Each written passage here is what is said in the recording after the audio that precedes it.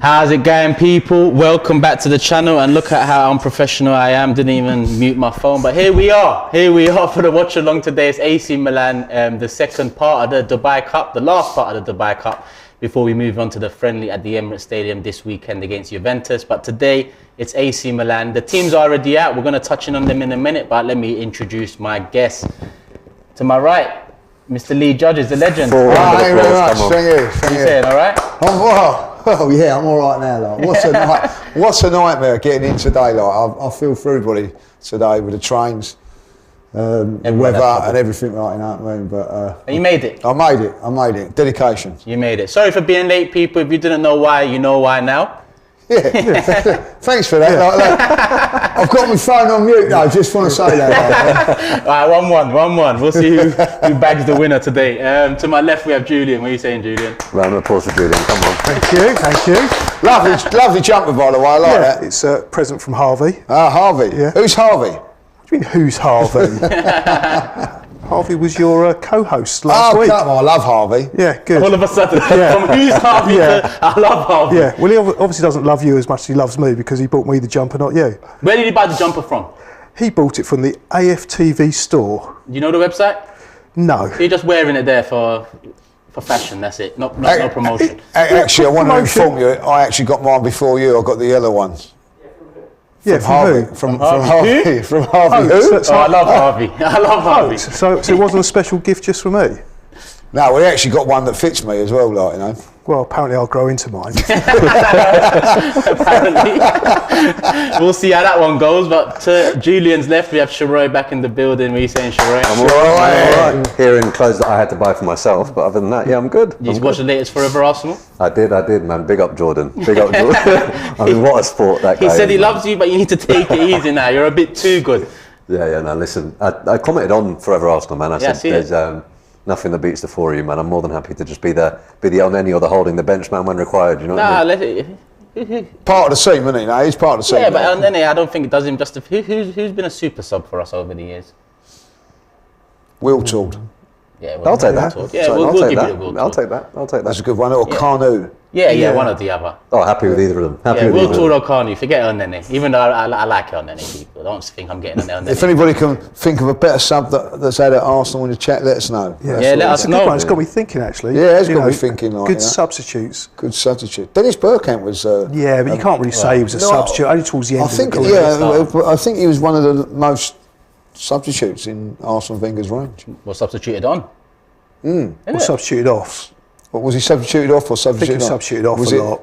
Yeah, but he was quite a integral. You know, do you know what? Like he was. That was brilliant about his career, wasn't it? Even like when he wasn't the superstar, he still was a star for Arsenal. Oh yeah. He had the right attitude as well. Yeah, he wasn't like Ronaldo. Well, I was just thinking that. Like, I didn't want to say what you think. He's the GOAT. A lot of people are saying Giroud, but Giroud wasn't a super sub for us. Nah. He was a starter for all those years. Lacazette came. He came on for the last 20 minutes of the games up until January. I don't remember him doing a whole lot coming Smith Rowe last season, 10 goals, coming off the bench a fair bit. Take your pick. Smith Rowe, Will Told, Carnu. Well, that's wonderble company to be in, man. I can't complain with Wonderful company to be in. I'm just trying to think like of any other players that would really associate with being a top class sort of sub. While you think, people, the last Forever Arsenal was a great Forever Arsenal, you know what it is already. Check that video out after this watch along. I know there's a semi-final in the World Cup coming up and all eyes are on that. But if you get some time, make sure you check out the Forever Arsenal podcast. I was about to say let's look at the lineup, but let's pass it over to James and Harvey to go through the lineup first and foremost. Harvey's here? Yeah. He's here. He's here. What a substitution. He's here. James, Harvey, go through the lineup, lads. Surprise! Jean, do you want a right of reply, Harvey? Turn these on, off. I'll take them off. Yeah. I mean, lovely jumper you've got on there, Julian. Lee has got his own. You get them at shop.aftv.co.uk. So if you were looking, that's where you can go. But yeah, it's good to be here. Listen, welcome to the new. I don't know what to call this area yet. This is, I don't know, information corner. It's an awful name. I'll think of something better. Something like that. Information corner. It's bad, isn't it? It's a bad one, isn't it? Let us know. Let us know in the chat. Names. Something better. Should we give you some information? Let's go through the starting 11, and if we could, production, take it to the tactical pad, so we can have a look at the starting 11. This was the team against AC Milan. We had obviously El Neni starting the base with Cedric a right back, and as you can see, White and Partey have returned to the starting 11. White, we know, left the England camp for personal reasons. He is back with the group in Dubai, and Thomas Partey, who was knocked out of the group stages with Ghana, played a lot of football, but he is back in the starting 11. I think interestingly, it's seeing Lokonga in that midfield three alongside Partey and Odegaard, who we very much see as first team as starters. How does he do in that midfield? Not playing at the base as the six, not playing with El Neni and Vieira, with all due respect to them, who don't get the minutes week in, week out. Partey and Odegaard another level. Can Lokonga rise his level to theirs? And then you've got Nelson and Nketiah, Vieira, still very much the second string front three, but they played very, very well, I thought, the other day. And Vieira keeps his place on the right, so interesting to see how he does there. Any thoughts on the 11? I mean, I'm looking forward to seeing Partey back in. Yeah. You know, that would be nice to see. I said it'll be a big test for Nelson in the last game. He wasn't bad, but I mean, I'm quite looking forward to our Partey this time. Ben White being back as well. Obviously, he didn't play in the World Cup at all. He came back early. No one really knows what that was about, but to see him back, great. Yep, agreed. Let's get the reaction from everyone on the sofas. Listen, I see a lot of names coming in for James and Harvey's corner there. Big up you. There's a lot of good names there. What shop corner or information? We had tactical corner. I like that one. Tactical corner. Yeah. Practical corner. Let me go through the lineup for the sofa. Hines in goal again. Defence, Ben White slots straight back into right back. We saw him link up with the squad in Dubai. So he's there right back. Holding Gabriel, centre back pairing with Kieran Tierney, left back once again. Partey, similar to Ben White, straight back in. Lokonga and Odegaard complete the midfield with Vieira on the right, it seems. Nelson on the left. Eddie and Nketiah up top. What do we make of that, Julian? I'm especially happy to see Ben White back in the team, because I'm like everyone else. I have no idea, other than rumours, which we all know are rumours. There's nothing been substantiated on why he left the England World Cup squad. And when you don't know something, you tend to worry. But the fact that he's back in at this point, it doesn't matter what the reasons are, he must have got over it. So he's back in. I think with Tomiyasu's injury issues at the moment, it was pretty integral that we get him back for the beginning of, the second half.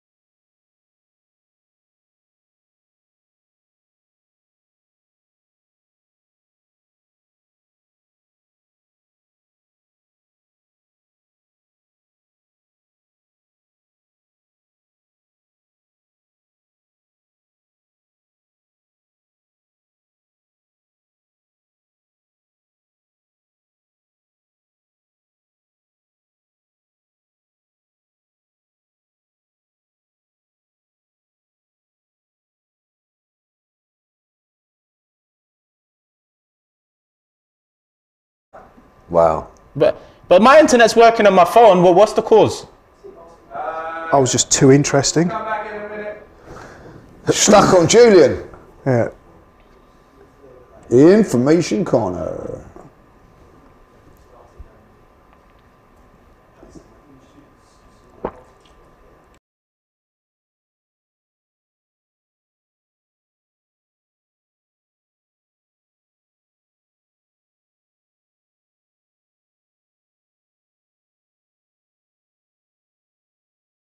Apologies, people. I hope we're back. I think we're back. A few problems. We did freeze, but it is snowing outside, so that might have part of the reason there. But there, we got a couple super chats here as well. Let me get them. Read away. Oh, do. Joe mentioned Rositzky in terms of, the super sub. He did start for us when he only because he was injured. Yeah, those injury problems. It's all right. Yeah, I'm not going to argue with that one. And Tress, a regular, says send Julian to Harvey and James and call it the boring corner.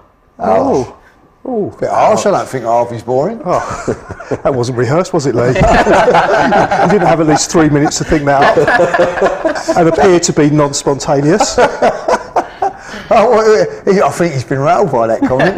Look, I'm quite confident that I'm not boring. He actually said while we was frozen, I'm not boring. He didn't sort of stick up for James and Harvey. He defended about himself.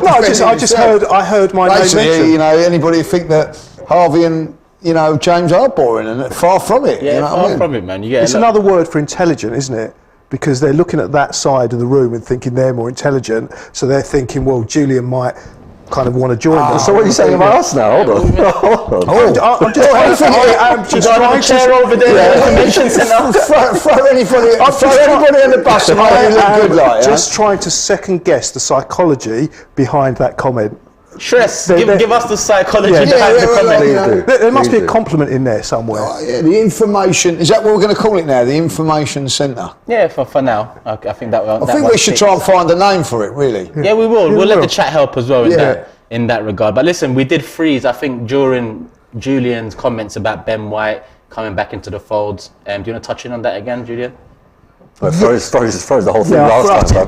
But probably best to move on. Yeah, no, I'm very happy to see Ben White back in because none of us really knew the reasons why he left the England camp. I'm going to be honest now. I'm starting to believe that the rumours are true that he did have a falling out of England now.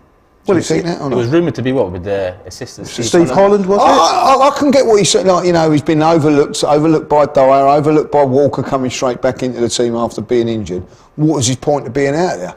And I think maybe he's just thought, you know what?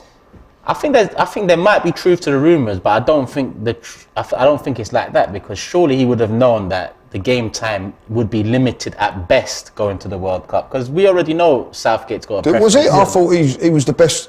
He was the best right back in the country at the time, playing the best football. I think he was the best English defender on current form that went to that World Cup. But he was touch and go whether he was getting into the team, and I think it was only because into the squad. I think it was only because the Chelsea guy, was it Reece James dropped out, that he got his place. So you'd have thought, with the personality he appears to have, he doesn't seem to be sort of a player with a massive ego. He seems to be quite laid back when he gets interviewed, that he would have been just happy to be there. So he doesn't strike me as a kind of player to. Maybe he's thought to himself, I'd rather be on holiday with me family or something, and then back with the Arsenal when it started again. But would that? I don't know. Would that be such a secret? It's the fact we don't know. We're all guessing. I just think because we've kept it a secret, or these rumours have been able to run, haven't they? Any sort of rumour, really. Yeah. Yeah, but the point I was making, whatever the reason is, it obviously wasn't that serious to keep him away from Arsenal, because he's back in the team with a couple of weeks to go before we resume the season, which is great news. And the other side of it is, in that particular position with Tomiyasu, the fact that he has had some injury issues over the last few months, and obviously the last few weeks as well, because the Japanese manager wasn't playing him from the start, and he's in a team where he would expect to be starting, then that's really good news for Arsenal. And also he needs a game, doesn't he? He ain't played since Wolves. Yeah, since Wolves game. It's been a little while. Sheroy, thoughts on Ben White? Truth to the rumours? To be honest, doesn't matter much. I don't think the England international setup would have said it's personal reasons and respect his privacy if it was anything to do with an international fallout. I don't think they would have covered for him the way they did. Arsenal responded, Rob holding with the heart on the Instagram story. Exactly. It just makes me feel as though the rumours really are rumours. And to be honest, when they say respect a player's privacy, I tend to lean towards respecting it and try not to speculate. So with the Ben White stuff, I'm happy to just park it. I'm just really happy he's back, and he seems to be ready to go for us. And to be honest, that's all I care about, man. Yeah, I mean, we mentioned Ben White and Thomas Partey back in, and we got a super chat from Anthony. He said, "What's happened to Xhaka? Isn't he back with Arsenal?" I'm sure he is back. Yeah. He is, but then I mean, Saka's back as well. We know Ramsdale's back, but they did quite literally just get back. So I think it's Xhaka's had the extra game, hasn't he? Yeah, He's only had 3 games. Thomas Partey. Yeah. in that time. So realistically, you know what I mean, he's had a bit extra time off than Granit. You know, I would presume that Granit Xhaka will be playing on Saturday. Yeah. Dave as well says Julian's my favourite. He thinks on a deeper level. I like Who's that Dave. from? His dad? It might be. It might be Dave. No, I don't Any think- relation to Julian? Dave. Oh, Dave. Oh, no, Dave. Dave. And we've got Abdullah here said, Mudryk, Felix for you guys. I would take Mudryk because he's a man who is eager to play for Arsenal rather than someone who is just dying to leave. Both are great talents. Sheroy, let's start with you on this one. If it's a choice out of both Mudryk or Felix, who would be the choice for you? It's a tough one, no? That is a very different Because they're very different. The reason I'm having trouble is I rate both of them highly. I think they both bring to this team what we need, but I can't guarantee that either of them is going to slot into the Premier League immediately. They're a great profile of player, but you just don't know until you try. I'd be overwhelmed with either of them right now. I think we could use either of them. But if you had a gun to my head and I had to choose right now, just because of the class that I've seen over a slightly longer period of time, I'd have to go João Felix. Fair enough, Julian. Know much about either?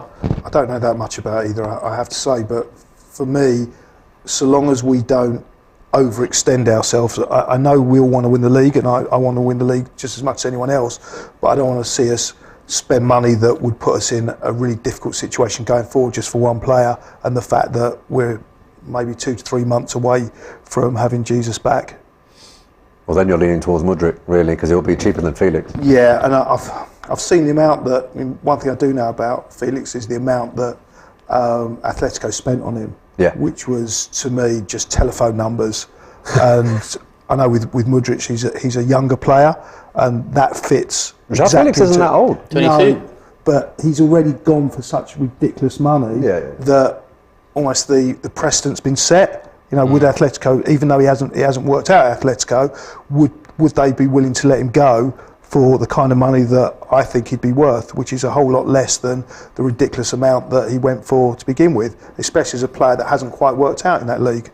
So Fair. I'd be going for Mudryk. Mudryk, we've got one apiece you know, there. I see what Julian's saying there, but you know, we've let Pepe go on loan at this moment in time after spending 75 million on him. So sometimes you have to take an hit on things. Yeah, so if they're willing to take the hit. if they're willing to take an hit, then why not? I don't see why we couldn't get him on loan with a Option. Yeah, that would be a good thing. that would to be do. absolutely perfect. That We would get be the guy a on loan. perfect thing. I quite like Mudryk, but I think there's a couple of things that have been said. That he plays in a team which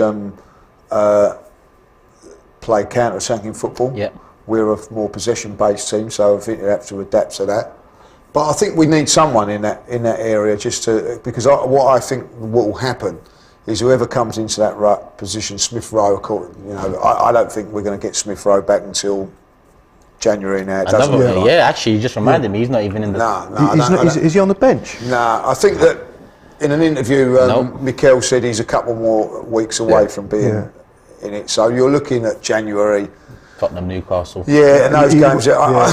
So for me, we need to get someone in that's going to come in and that could then maybe release Martinelli into that position. If you know, but I'm not saying that Eddie's not going to do too. I think Eddie's the one, but you can't ask Eddie to play Europa League, the Premiership, and the FA Cup. There's going to have to be some sort of rotation. So we need someone to go into that left side so that Martinelli maybe can take a little bit of a workload off of him or something. So you're leaning towards Mudryk then? Yeah, I think I am. I'm leaning more towards Sheroy's train of thought. Listen, I'd take either. I'd take both. I think we not necessarily need both right now, but in terms of the next 12 to 18 months, I think having both in the squad would be great. It's just not realistic to expect both in January unless we pay for Mudryk in January and then we loan in Felix with an option to buy in the summer, which kind of puts that fee into the next financial year, and maybe that helps us out there, considering FFP has been talked about, UEFA watch list has been talked about. We've spent quite a bit of money not being in Europe, finishing 8th a couple of times. But for me, I also agree with you. Felix has been underwhelming at Atletico Madrid, but at the same time I look at Simeone's style and the system that he plays with, and I think that restricts the freedom of creative, talented players that would excel given that bit of extra freedom. I think Felix would be a false 9 for us because he does drop a lot like Jesus does. I think they're different in their abilities in terms of taking on players, but in terms of quality, Mudryk and Felix, I've seen Felix over a longer time. I'd probably lean towards Felix if I had a gun to my head. But listen, Mudryk looks like an exciting talent. He looks like someone that I'd love to see at Arsenal. He's kind of opened his arms and said, come and get me. It sounds like the fee is realistic. So I'd be happy with either. I'd be ecstatic with both. I think like someone like Mudryk reminds me, not the same, but someone like Overmars, someone that's got that blistering bit of pace.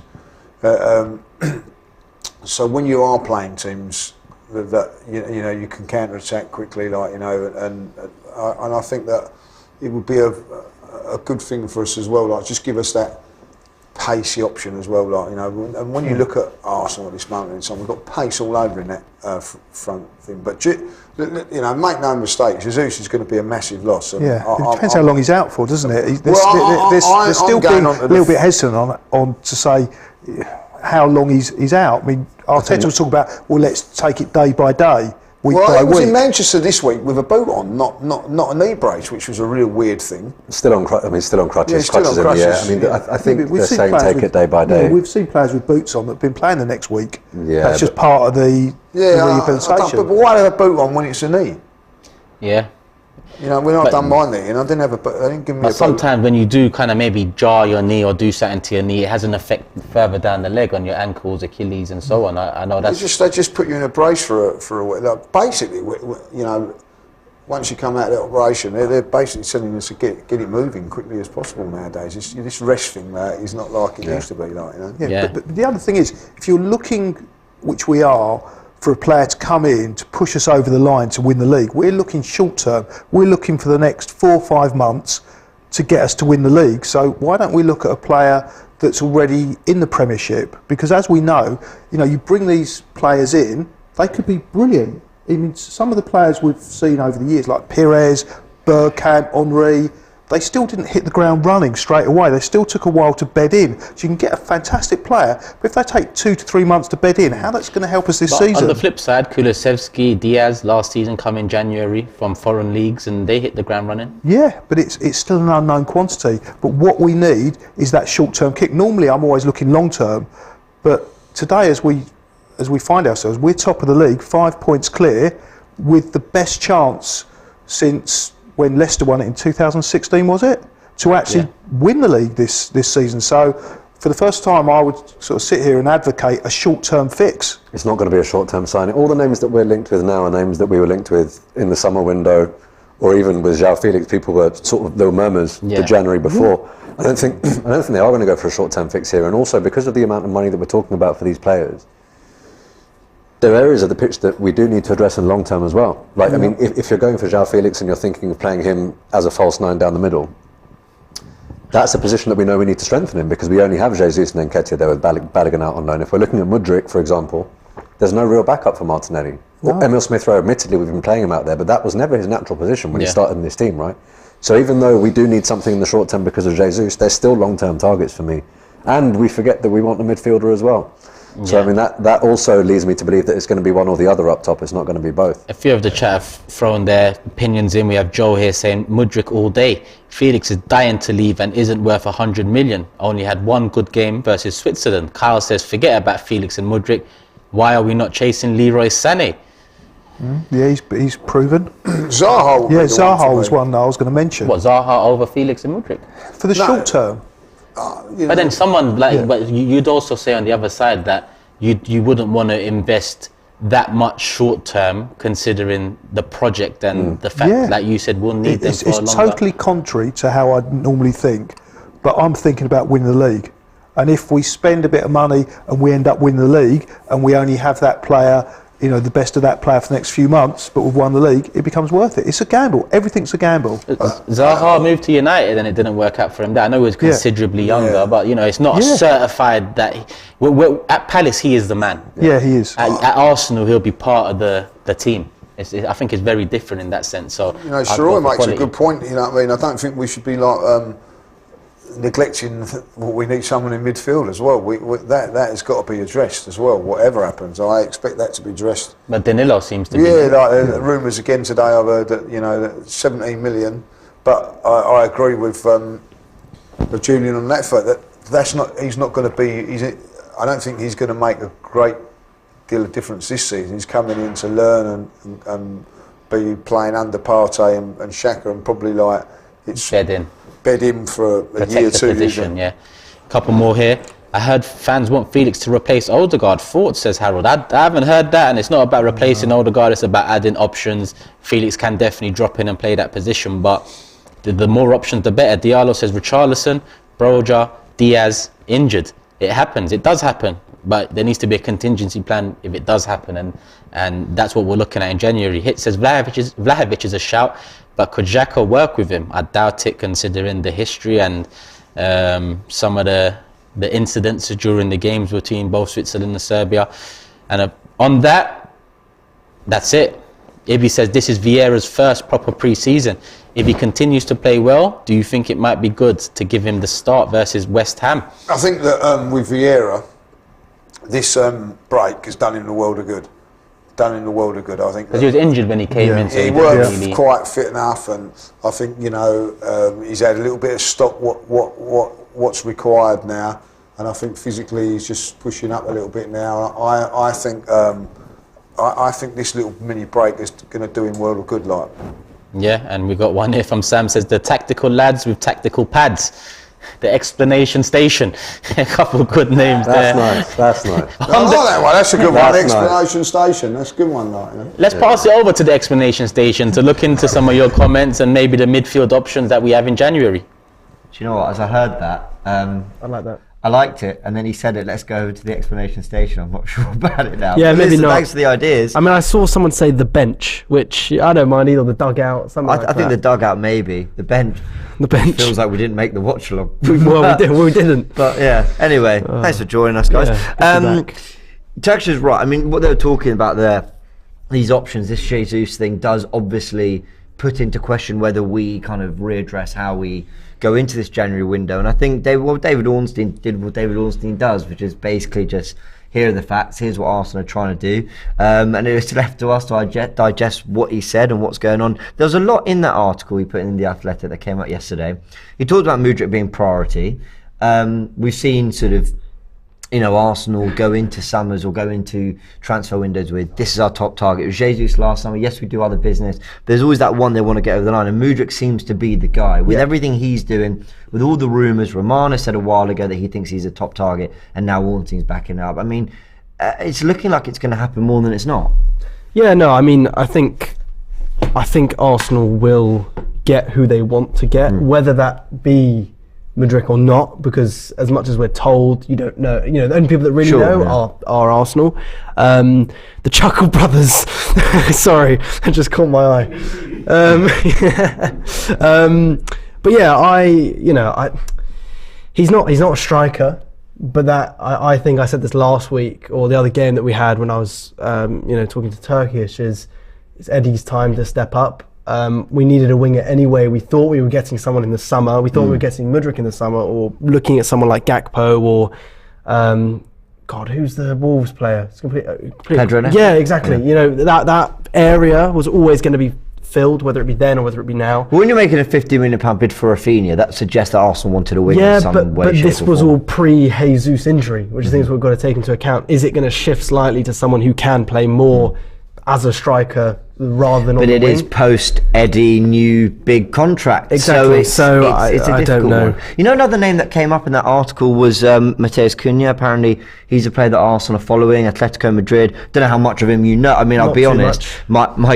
My knowledge of him is very much fueled by Football Manager. I was going to say my knowledge of him is FIFA career mode. Well, there you go. But listen, you watch YouTube and all that, and that profile-wise looks exactly what we might need. A player that can do a little bit of what I guess a Firmino would do, which is lead the line, but also drop into midfield and link up. So I don't know if Arteta wants to get a load of plan Bs. I think he wants players that can ultimately keep the plan A moving. So I'm not really sure. I don't know if I know he's not being mentioned, but I don't know if the Ivan Tonys, the Vlahovics are the kind of players we'll look at. And when you hear that, then another option they're exploring is Mateus Cunha. That does suggest, okay, we're probably still looking at that. Let's maintain plan A striker. Do you see it only being one signing, like a big striker signing? I mean, maybe you did expect it, but I certainly did not expect to sign Fabio Vieira. That one came out of nowhere. Yeah, it's a great Never point. thought we were going for a midfielder of any kind. I guess we thought when Lokonga was in, he was that midfielder. El Neni staying, that was also that midfielder. Xhaka definitely being their part. You know, you kind of thought the midfield. Smith Rowe could play in the middle. Exactly. Yeah. You kind of thought, okay, the midfield was done. I know Vieira would play further forward, maybe in an Ødegaard role, or can play out wide if he needs to on that right side. But that signing never looked likely. So is there one that maybe a position we've overlooked? I mean, you'd hope that left back is not one we're going to address. You'd hope that right back is not one we're going to address.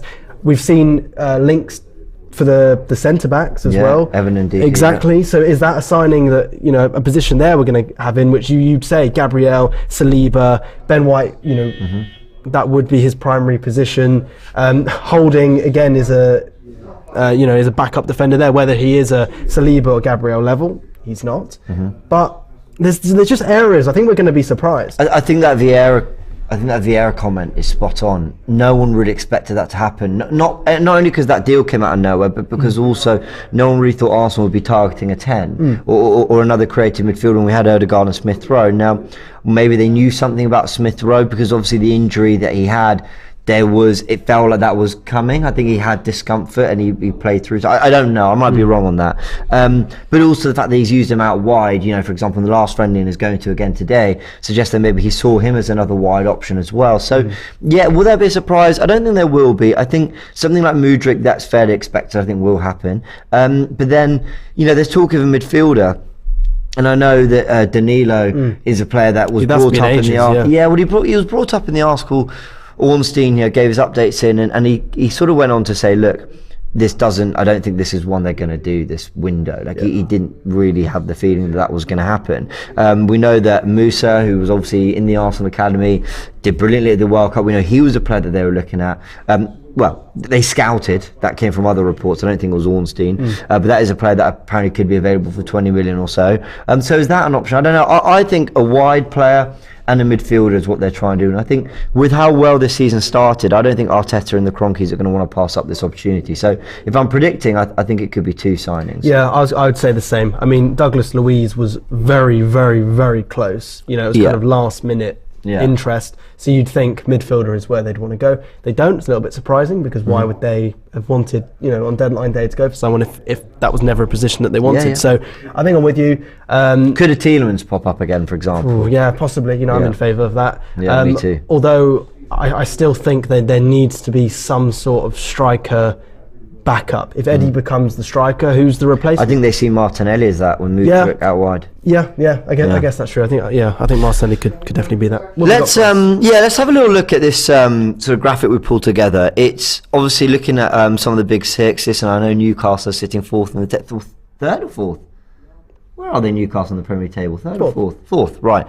Newcastle obviously sitting, you know, flying high in the table. Maybe we should be including them. Listen, I'm sure. Third, my bad. Are they third? Yeah, they're above that other team. I can't remember what their name is. Anyway, so look, maybe we should be paying a little bit more attention. I'm sure as the season goes on, we will be more. But I just wanted to look at, you know, the traditional big six, I suppose, and some of the minutes they've played, and also how many players have made it to certain rounds in the competition. And we've got the minutes played with Arsenal so far having the second fewest, 1,699 World Cup minutes played between the players who have gone, 1,690 for Liverpool. So only 9 minutes more, but Liverpool do have a player in the semi-finals who, I think it's Konate, who I think could be getting minutes, but with Varane and Upamecano fit, probably not.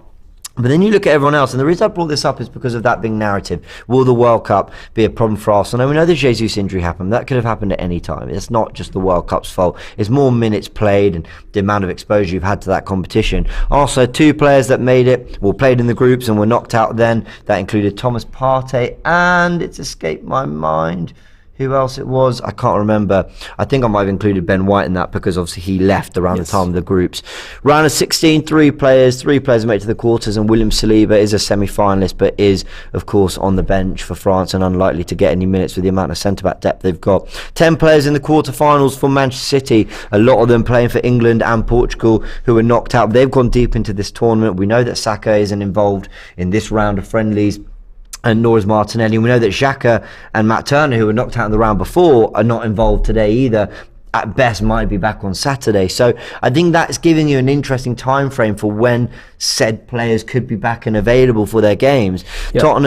Man City with 4,300 minutes played, Tottenham with around 3,000. We'll go through the rest in a sec, but I mean, it's interesting numbers, isn't it, Harvey, and just seeing how Arsenal compare to the other 5 sides. Yeah, I mean, I think it's obviously was always going to be clear that Man City would have so many players. I mean, I think it was Portugal that had 2 or 3 and that, and they've just got players everywhere, but they've got depth, they've got experienced players across so many teams.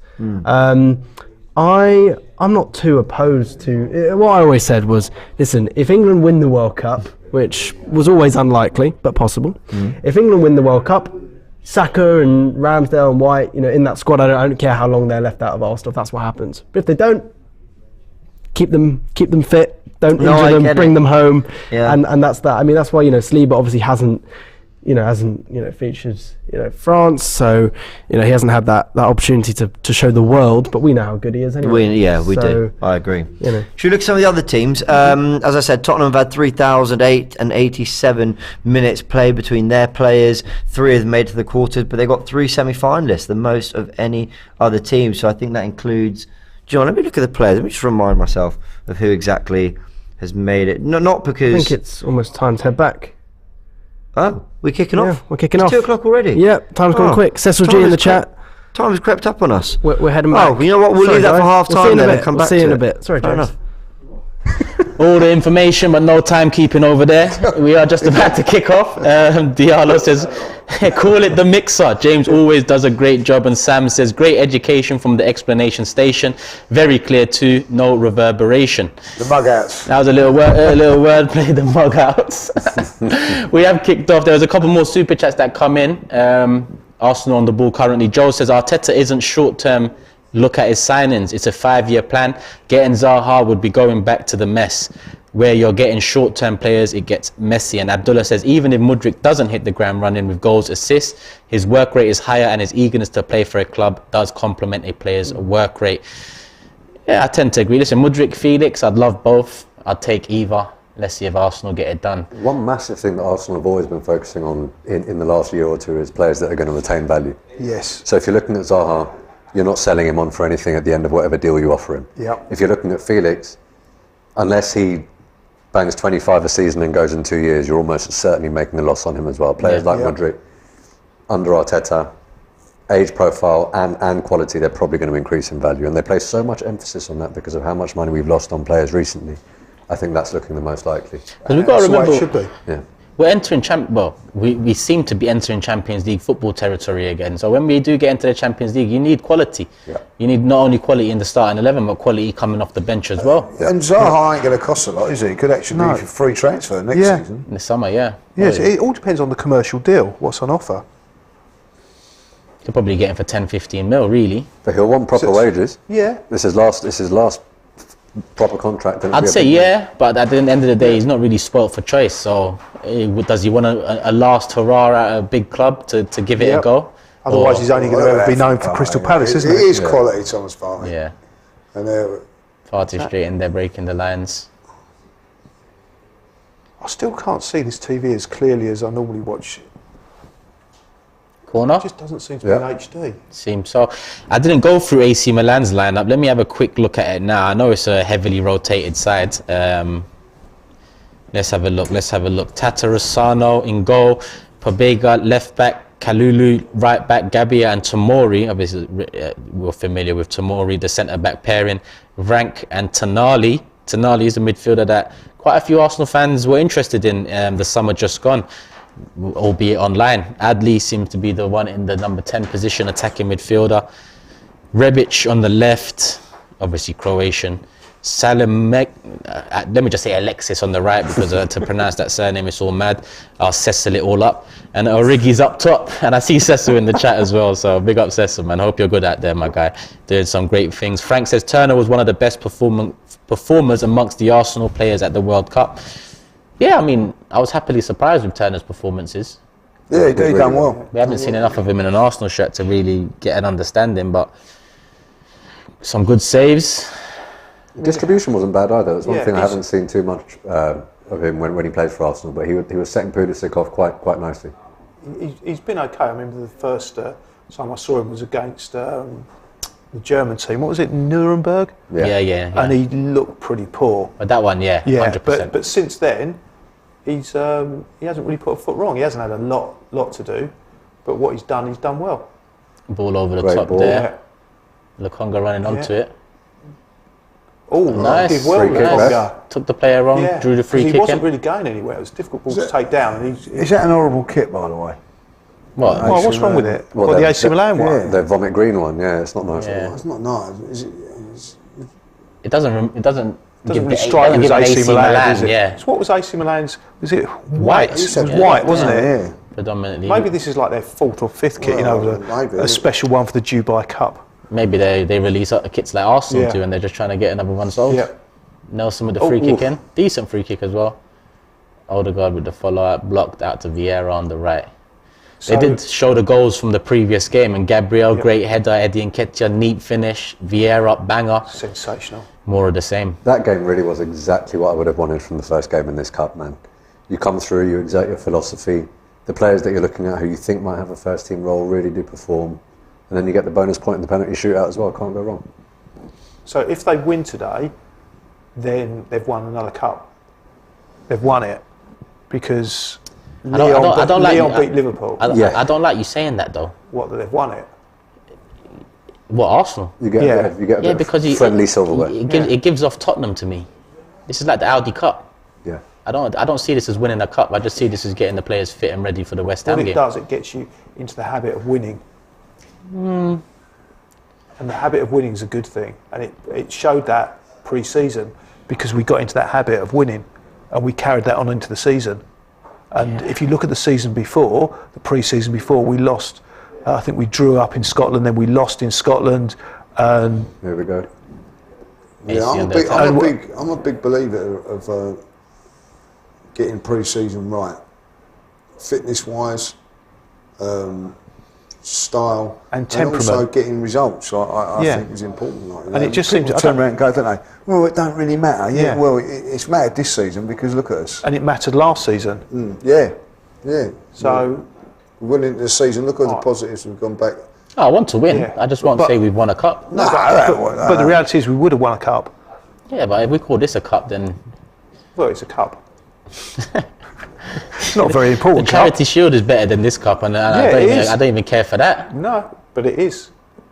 But that's a shield, isn't it? Used to be a. I don't think it ever used to be called a shield, did it?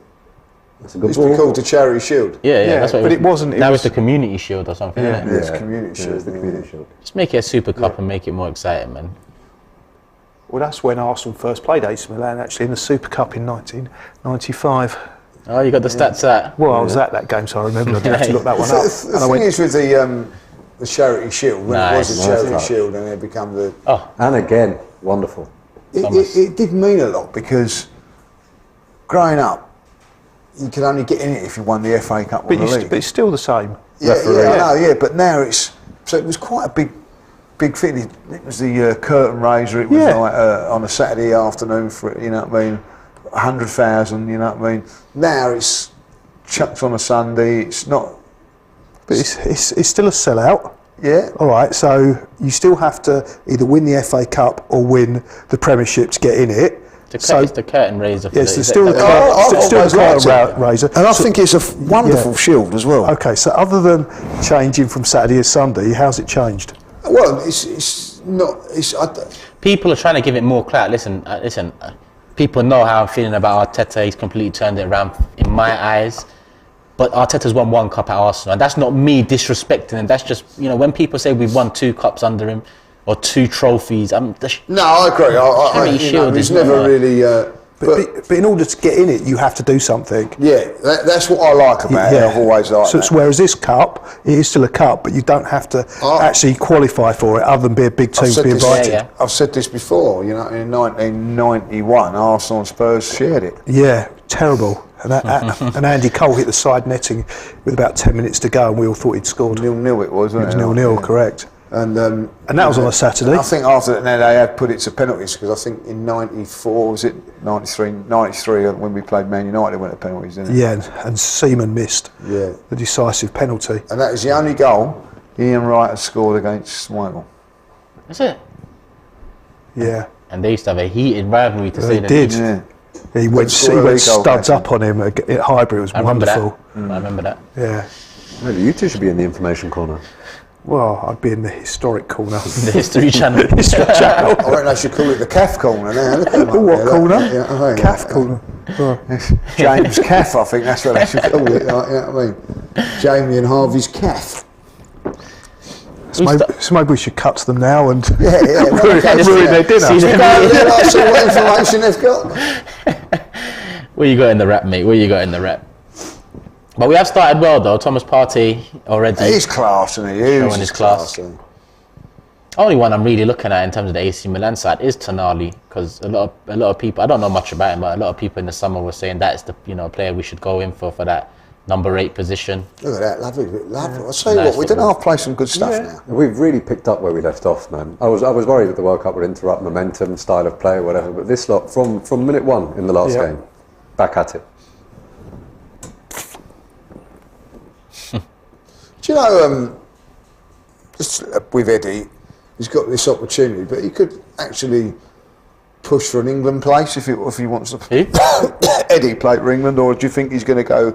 He's not made his decision, has he? I think it's Ghana. But he played for the under-21s. Is it Ghana? Is it? I think it's Ghana. It is am I Ghana. wrong? It is Ghana. But is it not a case because he's played for the under-21s? I think you have to make No. a first team appearance for men, don't you?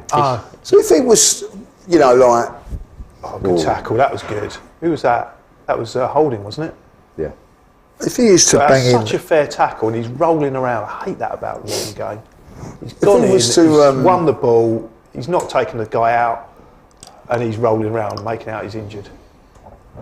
What was you going to say, Lee?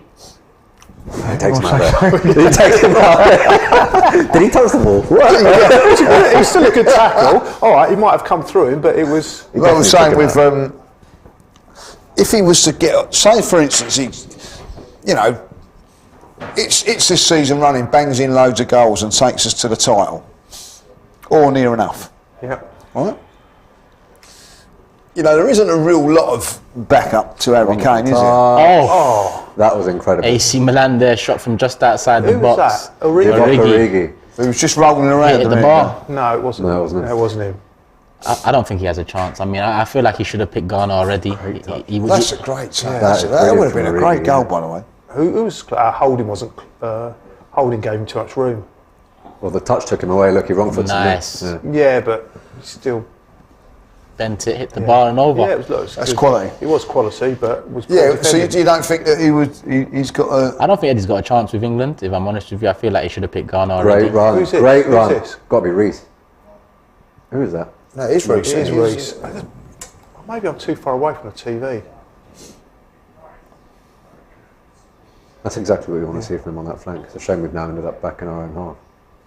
Yeah, good work from Reece there. Yeah. Now we reset. Carline he done well last game as well. The penalty shootout was one of the worst penalty shoot, probably the was worst the penalty worst, wasn't it? shootout I've seen. But he did make two good saves. Two good saves. Yeah. That last penalty from the guy was laughable. Yeah. It was basically like a back pass. Yeah. I'm not classing that one as as one of the two. AC Milan hitting it out to the left here. They're starting to get into the game a bit Yeah, more. they are. Ball in. Ooh, Well that's covered, good. Gabriel. See? Yeah, well covered by Gabriel. Some decent players, aren't they? Yeah. AC Milan, you know what I mean? But they were champions last Good year. luck to them in the Champions League. Yeah. Who are they playing? Some little team, isn't it? yeah. Some team team I that can't make stand. up the Let's hope they numbers. don't go to penalties, eh? This game. But there is plenty of shoot after this again. Yeah, this one. Yeah, I'm Win, talking lose or about, draw. in the Champions League. Oh, yeah. You know, he's only just got his ball back, Kane.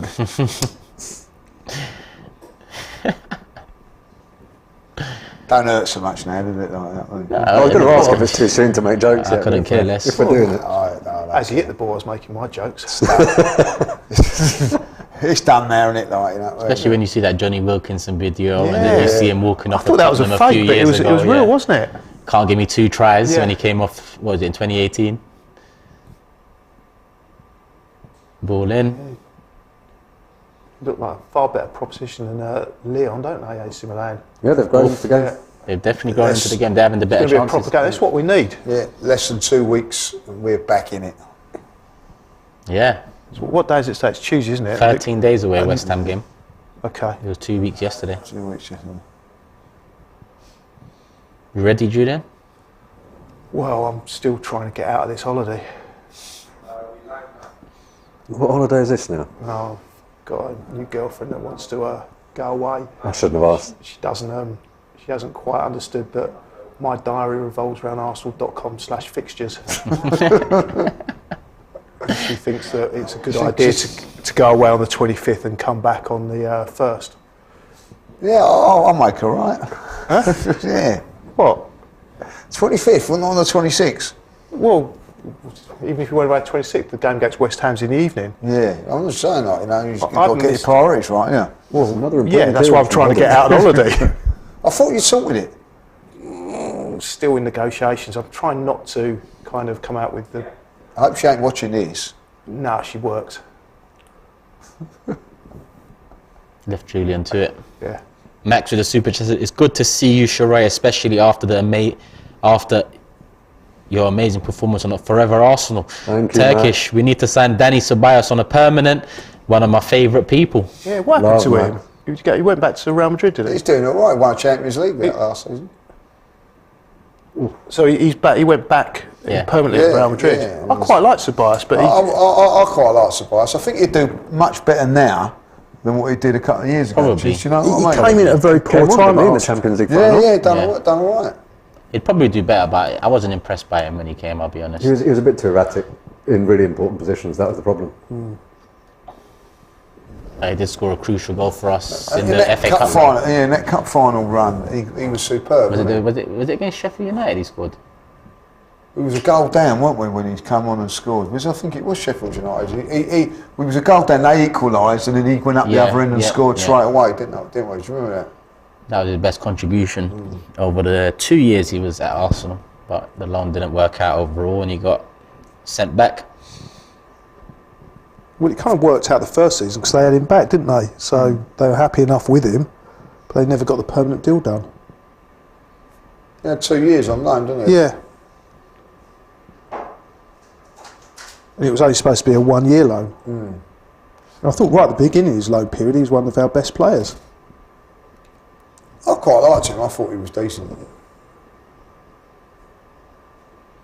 If he was back here now, who would he be instead of? Or who would he be competing with? Xhaka. Yeah. Yeah, I think I'd push him more forward, really. Like, yeah. So they've had the majority of the chances. Yeah. Eddie's been super isolated as well. The Yeah. one time I can remember him on the ball, he had to bomb down the left. It wasn't even central. So he's putting the work rate in, isn't he, as usual, but he's not really, as you said, he's isolated. He's just ever so slightly more reliant upon service than Jesus, and Jesus can do it for himself, and that's where I think the wingmen are really going to have to step up. That was a good touch by White. That was quality. Yeah. from him, And like, Partey as well, the passing. Again, if we'd have got away there, that all started from a very, very good move, from a touch from Ben White. They're playing well. Oof. Yeah. They are Another playing chance for well. Milan. They look pretty dangerous, Glazed over. Milan. They're shot. Should have done better if I'm honest, but the ball You just can't didn't lose the sit ball down there, for look. Cannot lose the ball in those areas there. We're pinging it about nicely, just one touch it off and he's lost it, like, you know.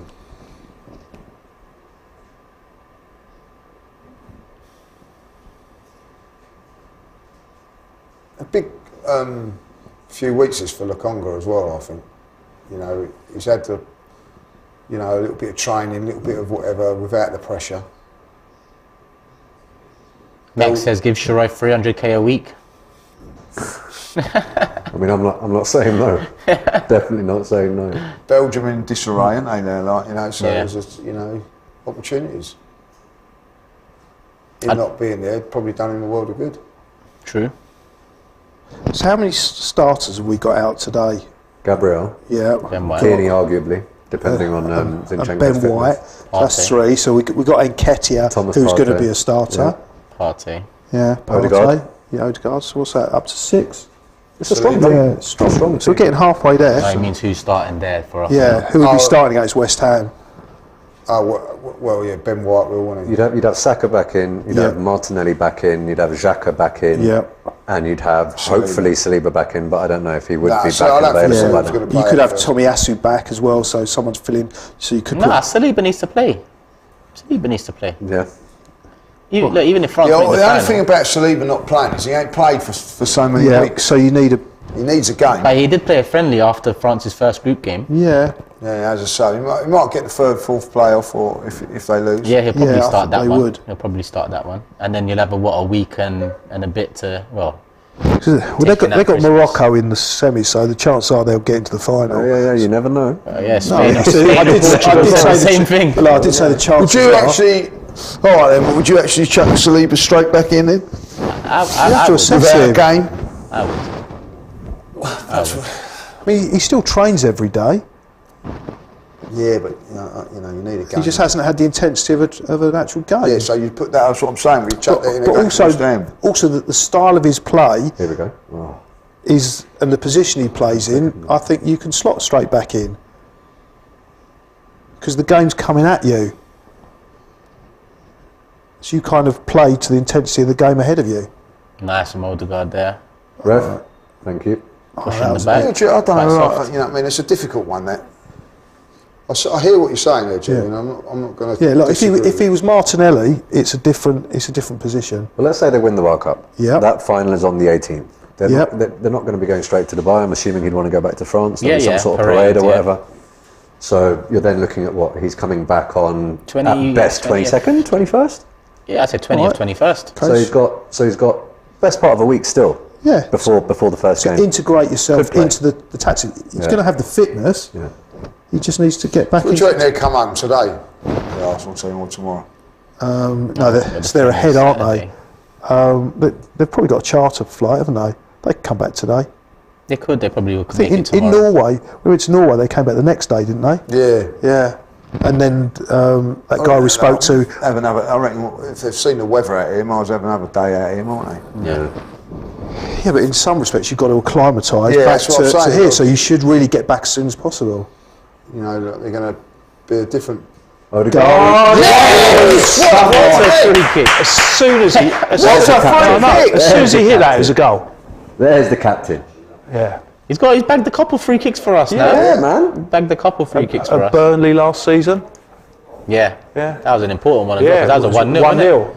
Brilliant. That was off the back of the 3 defeats. It was Absolutely Norwich 1-0.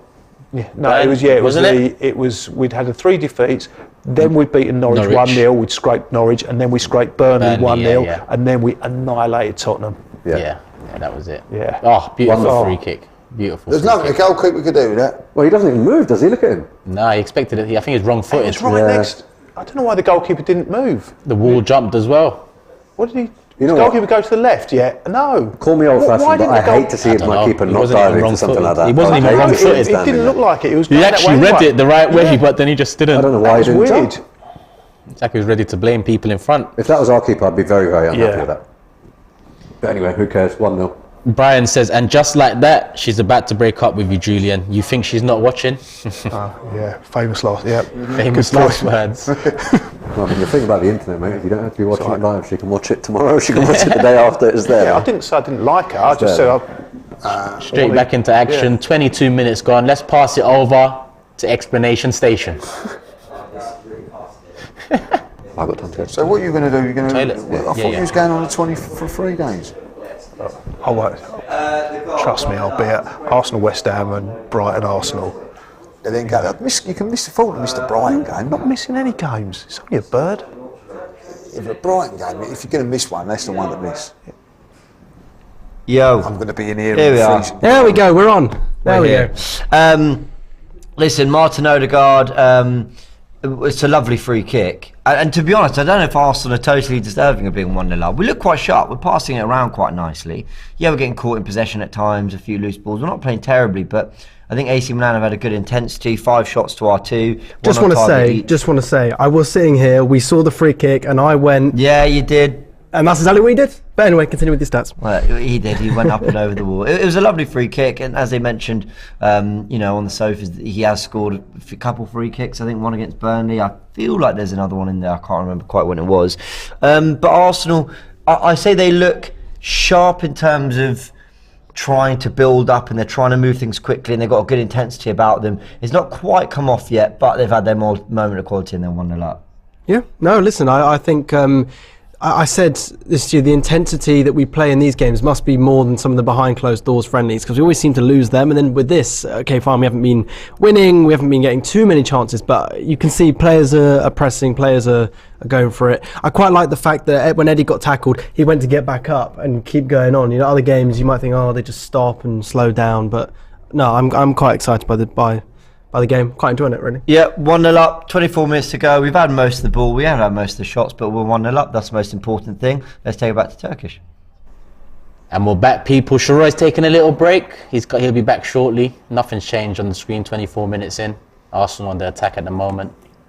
I'll tell you who has impressed me so far. Odegaard really looks sharp. Not just a free kick, some of his touches. Go on, Eddie. That's another free kick, isn't it? No?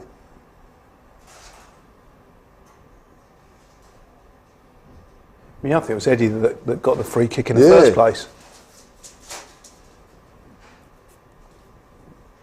Long ball by Milan. Look at that touch on Odegaard. That's quality. Nice, straight into his and he's path orchestrating it as well. He's telling people around him where to go. Tierney in the box. Yep. Bang! Oh. He's unlucky with that. Should have done better though. Ball should have been better. Partey should have followed. Partey? Yeah, should have followed There's it up. a little bit of a lack of movement when Odegaard had the space. That's where I think Eddie's just not quite got it like Jesus there. What did I just miss? Nothing really. No, I mean, it was just a nice had a little good move. chance. Yeah, it should have been a goal. I mean, a good opportunity to create a chance, but we just didn't. Tierney was free down the left. Odegaard found him in space. He pulled the ball back, but he pulled the ball back a little bit too far. No, it's lovely football there. Yeah, and if he'd given a good ball, it should have been another goal. Milan on the ball, good turn there. How quick we win the ball back. Did you ever look how quick we win it back? Yeah. It's very impressive, you know. Something you see with a lot of Guardiola teams as well historically, man. I can't remember what I was watching. It was something to do with how Guardiola trained his It teams. all started with that first Barcelona team. I mean, when you lost the ball against them, you were surrounded within seconds, back into possession. That used to apparently make up a large percentage of most of their training sessions. Winning the ball back, they used to just spend ages on it. Who gave that away? Was that Partey? Very poor pass. Yeah. There's nothing wrong with that. He can't get out of the way. Just nutmegged him and just fell Yeah, over. but basically that. How can that be a foul if, he'd have to get out the guy's way? Apart from the fact he leaned into it. Yeah, but that's the thing. So when you're at a game, you don't get the replays. You only see it once. That was a foul. Milan with a free but kick. it didn't look like a foul in No. live. Yeah. You'd be great on VAR though. Yeah. When you see the replay, you're Yeah, right. that's it. They get it's obvious with the replay, but seeing the game live, that's why it's so difficult straight after a game when you do a fan cam, is that you've not seen any replays. Look how quick we won it back. Won it back. So, That's all from the press, that was. Oh, good. nice. Partey. He's so strong. Nice, rushed the ball a bit, but he got it there. Nice. Oh, is that it? Should have banged it with the second touch. unlucky. Wonderful from Partey there. Yeah. And I don't think there's anyone else in our team that can play that position and do that. No, That's the thing. 100%. That's the thing. That's where we need some cover and pressure on him to continue this level. Nice football from Milan there. I think he's going to continue at that level as long as he avoids injury. Whenever he's injury free, he plays like that. Long ball over, they've got it. Ball into the box. Oh, Should have actually scored, Origi. They should have equalised. Should have actually scored. An awful good move from it him. was good. Great delivery. Is that Great sweat football. on him? Great can't, delivery. but I mean, I've that's seen him score how many of those for Liverpool over the years? Yeah. I've seen him miss a load as well. He scored some very important goals. I'll tell you what, very He important. did. Great movement. And when you talk about super subs, Origi was And pretty the much ball like was that a for great Liverpool. ball as well. There was only one man in the Once box. he so done that, found he him. should score. I mean, I was disappointed at the time that we didn't go for him. I thought he would be a good plan B to have. I think he wants to start though, doesn't he? But I think he thought he'd start more games over at Giroud, but Giroud just keeps going, doesn't he? Was he top scorer for them last season when they won the league, Giroud? He would have been up there. I think he was. Water break time, 28 minutes in. Wonder what they're doing on the information centre. Oh, they're eating. Aside from that free kick, what other chances have we had though? Clear-cut chances. We haven't. Well, You'd have to say they've had the better chances. Yeah, they apart from that definitely one have, set. yeah. Well, we had one when you were having your break. I mean, but even that, you said it was. What was that one? Did he fashion a Tierney shot? had the ball. But if Tierney had cut it back, But we should have created a clear chance for that. Okay. if Tierney had cut it back properly, I would have said that would have been a goal. The more I look at it, the more I think the keeper has to go for that. Yeah. I mean, who are you blaming there? I don't know. I don't think you can blame anybody, really. I think it's a good free kick. Yeah. Vieira's been quiet in this game. Yeah. What about Lokonga? Quiet. Yeah. Showing us the And Reece Nelson, I haven't seen a bit Just of that him. one run. Yeah, flashes, isn't it? Flashes. I don't know whether AC Milan are that much better, but we don't seem as dominant as we did against Lyon. Listen, I don't know AC Milan's first team, but I think we have more first teamers out there than they do. Yeah, I think they're missing. Well, they've got they're missing Giroud. They've got Rafa Leao, Yeah. who would have been playing. Yeah, 6 o'clock over there, must it? The expensive Half Portuguese past 6. one. What's time? No, it's a 3 hours. It's half 6. Five out of there. Half 6. So half 6 is 3 hours in front. Isn't it? Yeah. Yeah. It's 2 o'clock. So No, it's 4 half hours. 4 hours. You sure? I thought it was 3. I think have no idea. you know our clocks go an hour back, an hour forward. I think that has a part to play as well. Dark. Got running bring into it the down. box. Went down quite softly They've there. also got Ibrahimovic, the Zlatan. It's a poor ball, man. How we conceding a corner from such That a was poor as well. Who played that ball to him? Was it Tierney? Tierney?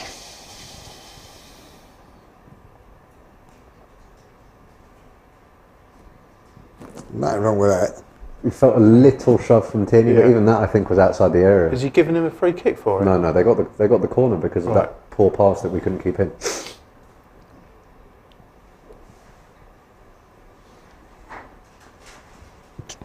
Cecil was. What did he say? He said Toronto was lit. My Oh, second right. favourite location so far. Finsbury Park's lit as well, if you wanted to know. But yeah, That's his first favourite. Yeah. location. What's his favourite location? he's been all over the gap. He's in Canada, Argentina now. When's he back? 20th or 21st, roughly. I don't know. It doesn't look like he's been able to sleep for more than like 3 hours Yeah. a day, man. Yeah. He's just always travelling.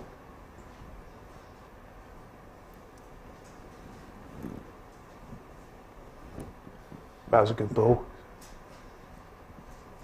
Just got to progress it to the wingers a bit quicker when we're in that position. And I think that's why we're all sitting here saying that Reece and Vieira have been quiet, because we haven't really been getting the ball into them as quickly as we usually do. It's good old Cecil, is it? It must be tiring what he's been doing. Yeah. So I saw did you see his itinerary before he went? Yeah, He's I like, remember he's only saying, had a yeah. couple of days at each place. I was going to think about going out to see him, but literally for one day at a time, it's not worth it. He's enjoying. No, it wasn't worth it Yeah, for he's me got. to go I'll tell you what, visit him. he's got energy to Yeah. to be able to do that night. You know. Getting into the box here. Reece Nelson on the ball. No luck. Just back out to Odegaard. Odegaard, turn round. Rarely gives it away though, Odegaard, does he? Oh, that was a good Oh, ball. nice That was from Gabriel lovely. there. That was too heavy. Tierney That's thought the he had team. another Yeah. 300 yards in front of him. A little Forrest Gump, wasn't it? Like, Who played Well, that ball? Forrest. Who played that ball? That was a wonderful ball into Tierney. He actually passed it into the information centre. Yeah. Right, you know what I mean? Sister said, yeah, but we aren't sleeping, but it's a crazy experience. Don't think you're going to come back here and start sleeping, mate, car. We ain't been sleeping either. So make sure you come here ready to go live. So that was good pressure. See what they did to them? Organised press. Yeah, so he's back for the. Is Cecil back for the? He'll be back for the West Ham for the game. West Ham. Oh, game. yeah. Yeah. God, I hope it's freezing cold that day, like, you know what I mean? He doesn't like the cold, does he? I want him coming back and it's freezing cold, son, and let him stand in there after all that sun he's been experiencing. But he's something else. I've seen him in 30, 40 degree heat, still in long sleeve tops. Oh, I don't know how he does it. Oh yeah, remember the picture in Dubai with the tracksuit on? How does he do it? It was like, he was a freak. Yeah. Going out one day sweating, he coming out in like tracksuit bottoms, trainers. This is what these fashionistas do, you know. And then- It's fashion and then- first. Yeah.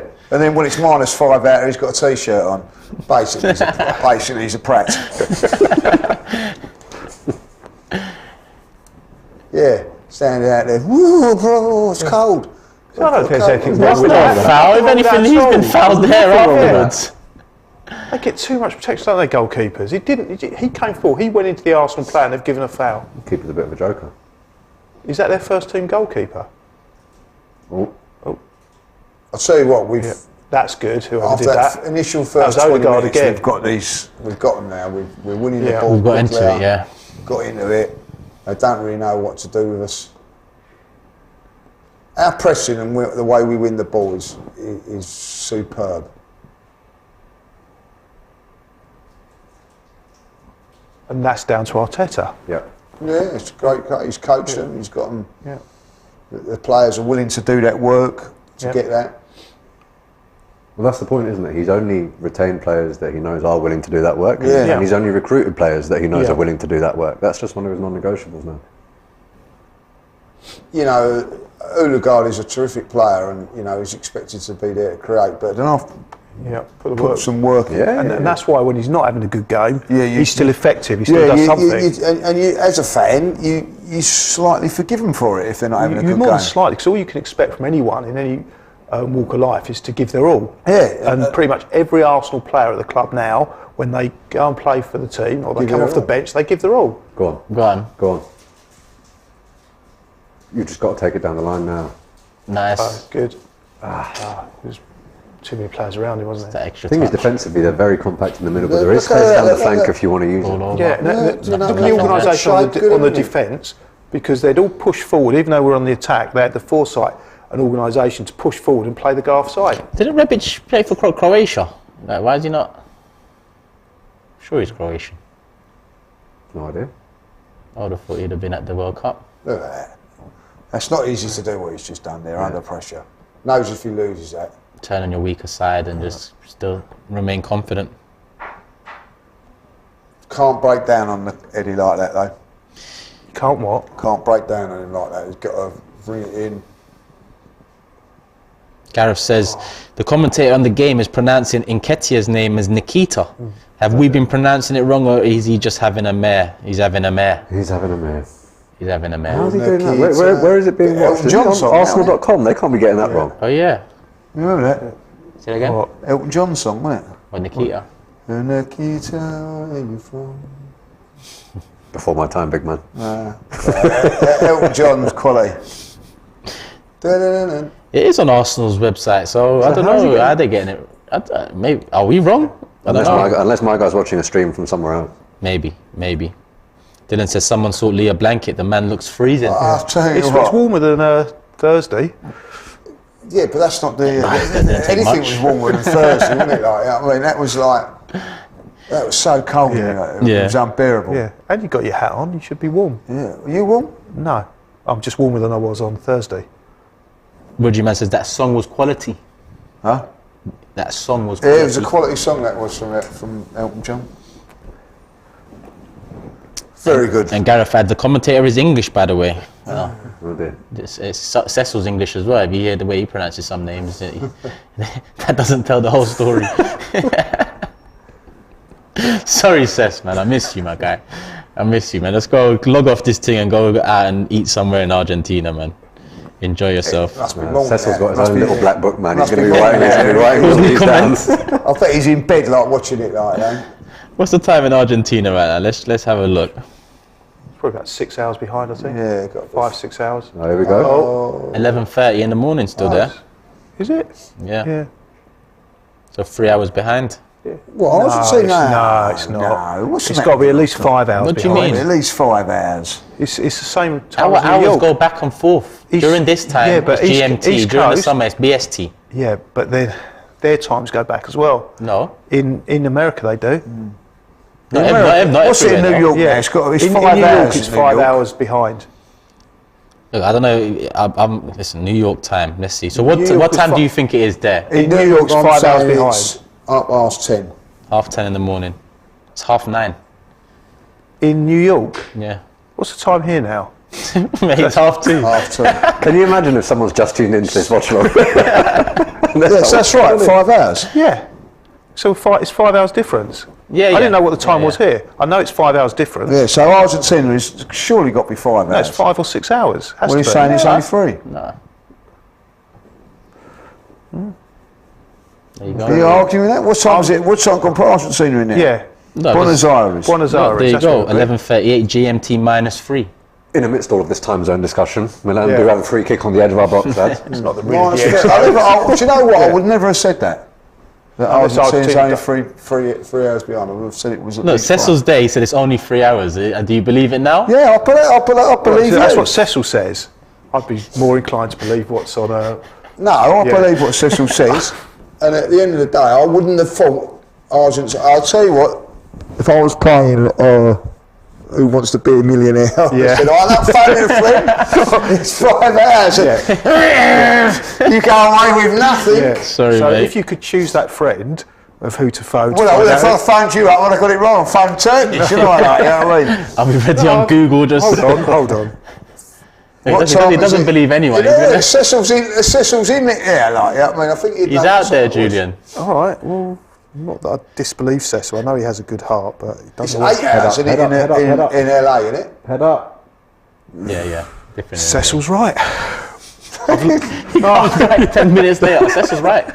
No, but So I in have to LA, say, what's LA? 8 hours behind. 8 hours behind. I'm sure. It It's is. got to be 7 or 8. But I've learnt a new thing today. I've learned. Yeah, I've learned. new thing. I never knew that. Thank you, Yeah, Cecil. GMT -8 in LA, Yeah, so it's 6:40 in the morning. Yeah. Yeah, down. So you would never have thought Argentina would have been that then. What's No, Mexico? but Argentina, then? yeah, Mexico will be -5, depending on where in Mexico, because it's two sides, east and west. It'd be between -5 and -8. It's 8:40 in one area and 7:40 in the other.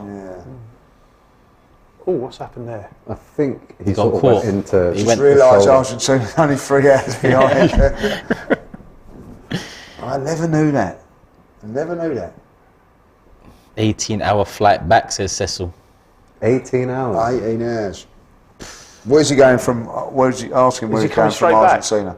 Yeah, where are you going from Argentina? I guess it depends on who the final is. Thing is, he's with CONCACAF, and they're the only one within that jurisdiction that's still in the tournament, right? Yeah, So I that's assume true. he stays in That's Argentina true. now until he's done. That's true.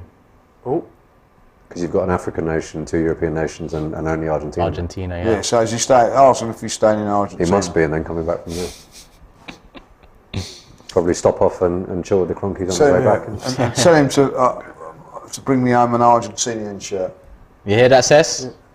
I wouldn't mind an Argentinian go steak ahead, as well, hold on, Cecil. hold on, come on. Reese, Yes! let's hear that in. 2-0. Popped up out a little while. What's he didn't complaining I about? cannot stand Look this at him. keeper, I'm sorry. Keeper's always ready to blame someone. He just puts faces on. It's like a waiter that drops the wine and looks at you. Then I mean, it's like it was your fault. No, yeah, your fault. I thought we held on to that for a little bit too long. Poured it all over me, mate. Nice. Oh, wonderful. While they celebrate this goal, let's touch in with James and Harvey over the other side. 2-0. It's a lovely bit of skill by Fabio Vieira that makes the space to just drive into. And Nelson gets his goal. I think Nelson's looked probably the brightest of the front three so far this half. He's been taking players on, he's been making things happen. Vieira quite quiet, but he's showed his little bit of class there. Just listening to the commentary ooh, on, did it? on that. Yeah. Did it get a touch of Odegaard? What do you think? I'm not sure. I'll try and listen to the commentary and see, but they didn't. Only minutes Say before, Vieira, looked like he got on in the face, but obviously was able to get up and go. I think largely this half, if I'm being really honest, I don't think Arsenal have been that good this half. No, I think we've been fairly solid. I think we've tried to keep some nice patterns of play and stuff. But I think AC Milan have been a level above Lyon the other day. Yeah, I mean, come on, AC Milan are sitting second in the Italian league, They've and got quite a few players missing, no? I mean, yeah, I don't know. well, I mean, you don't Giroud, sit second in Leao, Theo Hernandez. you don't sit second in the league if you haven't got Good depth, because that's what we've kind of found, that when we've had a couple of left back options, a couple of midfield options, a couple of right back defenders, that's how we've managed to top the league. No, you're right. There's clearly some quality out there. Happy for Nelson, though. Very happy for Nelson. Lovely bit of skill from Vieira. Arsenal 2-0 up, and we're obviously happy about it. It's not as good a half as it was against Lyon in that first half. Do we deserve to be 2-0 up? I'm not really sure we do, but we've shown our quality, and sometimes you need quality just to get you through, and that's what you need if you're going to win titles over a 38-game season. You're not always going to be brilliant. So well done, Arsenal. They're finding a way, and they are showing some nice things as well. Let's go back to Turkish. Back, AC Milan just caught offside there. Still a couple of minutes to go of normal, well, just under a couple of minutes of normal time. Probably a couple of minutes injury time as well. Water break time and all of that. But yeah, overall, Sheroy, thoughts on the first half? Nothing overwhelming, if I'm being honest, but the reality is we were saying that Milan looked decent. You look at the scoreline, we're 2-0 up, and it goes back to what Julian was saying. You want to maintain winning ways because it does spill over into the season, right? So this is exactly what I would have wanted. And looking at the Lyon game, I was over the moon that we got 3 quick goals, because then we could bring some of the youngsters on, have a bit of fun with this tournament. Hopefully we can do the same here, you know. I mean, no complaints. Julian? I think it's been really tight and it's favoured us. We've had 2 chances which we've capitalised on, and there hasn't been a lot to kind of between the 2 teams. But we've had the run of it, so I think we've been slightly fortunate, but we haven't played badly. I agree, Liam. Yeah, I really should have scored with that header, if I'll be honest. It's a lovely move. But I'm loving the way we're winning this ball back. We win it back but far quicker than what they are, and that's the reason why we're 2-0 up. Oh, kick there, Vieira, down, free kick Arsenal. And that Vieira is just, I don't know if you notice this, or it's just me, but he grows into the game. The more the game goes on, the confident he gets. Look, you know, I don't see him as a winger. I don't know what position he's going to be. I think the central pocket of space. I agree with you on I completely agree. He's not a natural. Doesn't seem fast. It doesn't seem fast enough. Played very well at Brentford that day. I know. Yeah. He started off a bit slow and then grew into the game. But he was more in the centre there, I remember. Yeah, he played because Odegaard didn't play, did he? And he just got better and better as the game went on. Oh, look at Partey. He just seems to be there, doesn't he? Should have released it earlier. Arsenal throw. Look at old Ben White. He wanted to just throw the ball in the back of his head. Silly throw though to put Partey in that situation. He just goes flying in. Milan just outside our box, but we've got enough numbers back to send them back a bit. I do want an Eddie goal though, man. I want him to get as much confidence as he can before that West Ham game. Yeah, we need it. That's our only option. Very interesting where, again, Ben White's playing today, because obviously there's no Saliba at the moment. Yeah, he could have played Cedric in that position, couldn't he? Defence, and he hasn't. Oh yeah, that's true. Could have played Cedric. Yeah, that is a good point. So he's probably thinking about putting him straight back in, regardless of what happens. Here we go, come on. 3 on 3. Go on, Eddie. 4 on 4. Eddie. Yeah, all right. He did well, Eddie. Oh, poor strike. Yeah, but Eddie did the right thing. Yeah. I think, you know, if Nelson had hit that in, it would have been a great assist. I think Eddie should have used him a bit more and then maybe cut in and take a little shot himself. Well, just took him a little bit wide, didn't it? But not a bad effort. Yeah, not bad. It wasn't bad effort, but I think Eddie did the right thing. Put him in on goal. And the shot was blocked. He had a guy in front of him. No, but that's where he used Reece Nelson, because the guy would have probably been attracted to him. I think he was running out of space, so he had to make the decision. And the bloke wasn't running to the side. Oh, well done, Eddie. Good work from Eddie there to hound the keeper. And look, it's put him under pressure. Yep. 4 minutes injury time. Just realised we're already 2 minutes into it, so we've got 2 to go. Nice, Tierney. Hold on to that. Hold on to that. Good work. Oh, it was unlucky. Unlucky. Why are you shooting from there? Just take it back out. It could have been a corner. Yeah, Vieira was there waiting though. You might just recycle the ball and keep it moving.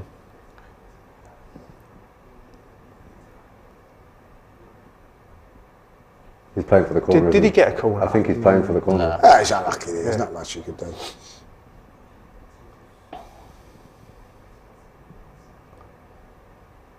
Look at the pressure we put AC on. Milan are all over Pressure the we gap put right on now. is, you know what I mean? Up until the last minute in a friendly first Yeah, half, when you're 2-0 up, do you know what I mean? That says 2-0 something. up, Yeah. and What's going on? Why are we moving slow? Waiting for Ben White for the throw-in. A minute and a half to go, then it'll be half time. You don't see Leon beat Liverpool the other day? Yeah, Yeah. 3-1, wasn't it? yeah, Lacazette. Lacazette, couple Yeah. of goals, took his goals well.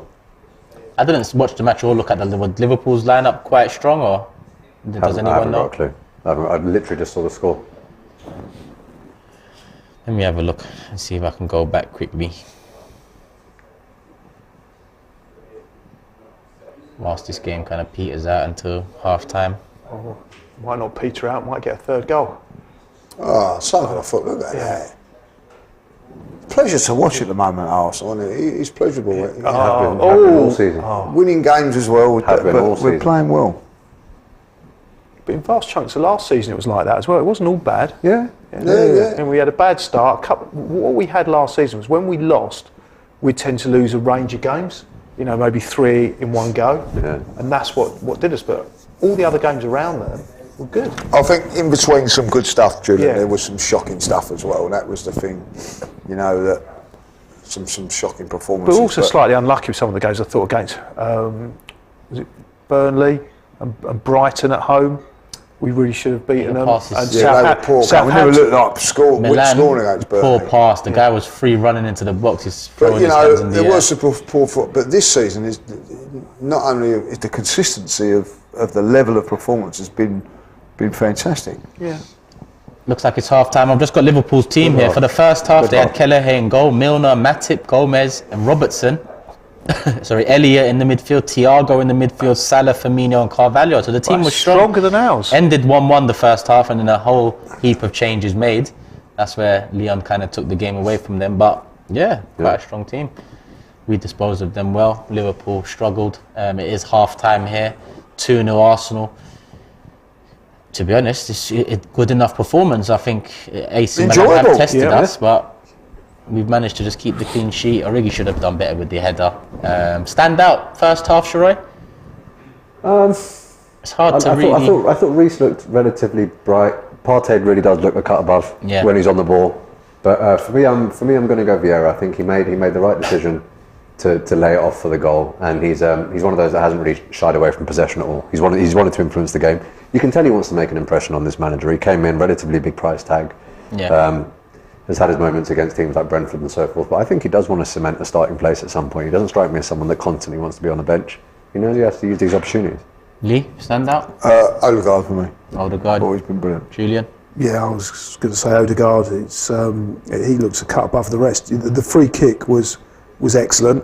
Probably helped by the keeper deciding to pretend he was a statue.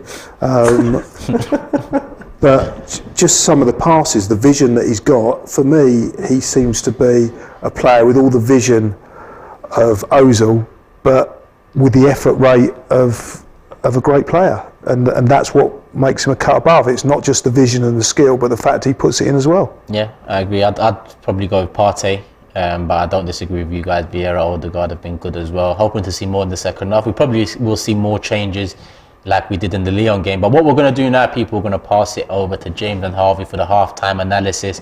Get your questions and thoughts into them while we take a little break. Peace. Thank you, Turkish, and the rest of the panel. Before we discuss that half, I just want to see if we can get some more likes on the video. We're about 470 now. There's about just under 4,000 people watching. Can we get it up to 1,000 likes? Let's have a little go with that. Also want to mention the lovely jumper that Julian is wearing, and actually the hoodie that James is wearing. Both available on the AFTV store. If you click the link in the description, aftvstore.com, you can go and get that. Guaranteed Christmas delivery is over. However, still some great merch on there. Christmas merch, hoodies, t-shirts, sweatshirts, some great mugs as well. So yeah, go take a look. Go get yours now. I haven't got mine on today, unfortunately, but yeah, definitely worth it. So listen, sometimes you want to just be wearing Arsenal without you know, the kits and the Yeah, shirts exactly. and the training, and that's why I was enjoying. I got my under this. I got Air Ramsdale. Oh, So I literally doubled am up. wearing. Yeah, I am. There you go. Oh, lovely. Air Ramsdale. That's my Lovely. favourite one. Yeah, It's I'm a bit fan of cold. that one. I like the North Bank one, but yeah, it's a little bit cold, so Yeah. keep them on. But James, what did Yeah. you make of that first half? I'm just looking at some of Martin Odegaard's stats for this season. 6 Yes. goals, 2 assists. That's obviously just looking at Premier League games. That's in 13 Premier League games. He's made 6 Europa League appearances, but he's not started that many of them, I don't believe. 290 minutes in those 6 games. No goals or assists in that. But it's really the Premier League where his numbers are standing out, and fair play to him. This is another goal in pre-season, this time a free kick. He scored a goal in pre-season against Chelsea. And I'm trying to think, did he get any of the goals against Sevilla? I'm not sure he did. I can't remember. I think Jesus might have got a hat-trick in that. I can't remember. But you know, this is a guy who's really found an eye for goal. And Martin Odegaard's a very interesting player because when he arrived, I think there was a different, at least I slightly looked at him slightly differently. What I mean by that is he came in as a very creative spark we needed. We were just losing Ozil. We needed another number 10 with goal who can make things happen. He came in and was that. But since then, I don't know whether it's just me or his perception is amazing, right? But Odegaard looks like he's bulked up a bit. He's wearing the captain's armband. He's now as known for his work ethic as well as all the creative stuff he does. His goal tally's actually is almost more impressive than his assist tally. And so I kind of am changing the way I look at Martin Odegaard as someone who is just, you know, could put it in the back of the net. Has got a great strike on him when he does actually sort of, you know, bother to hit it and really put everything behind it. You know, so often he does look for that pass, but he can really strike a ball and get those goals.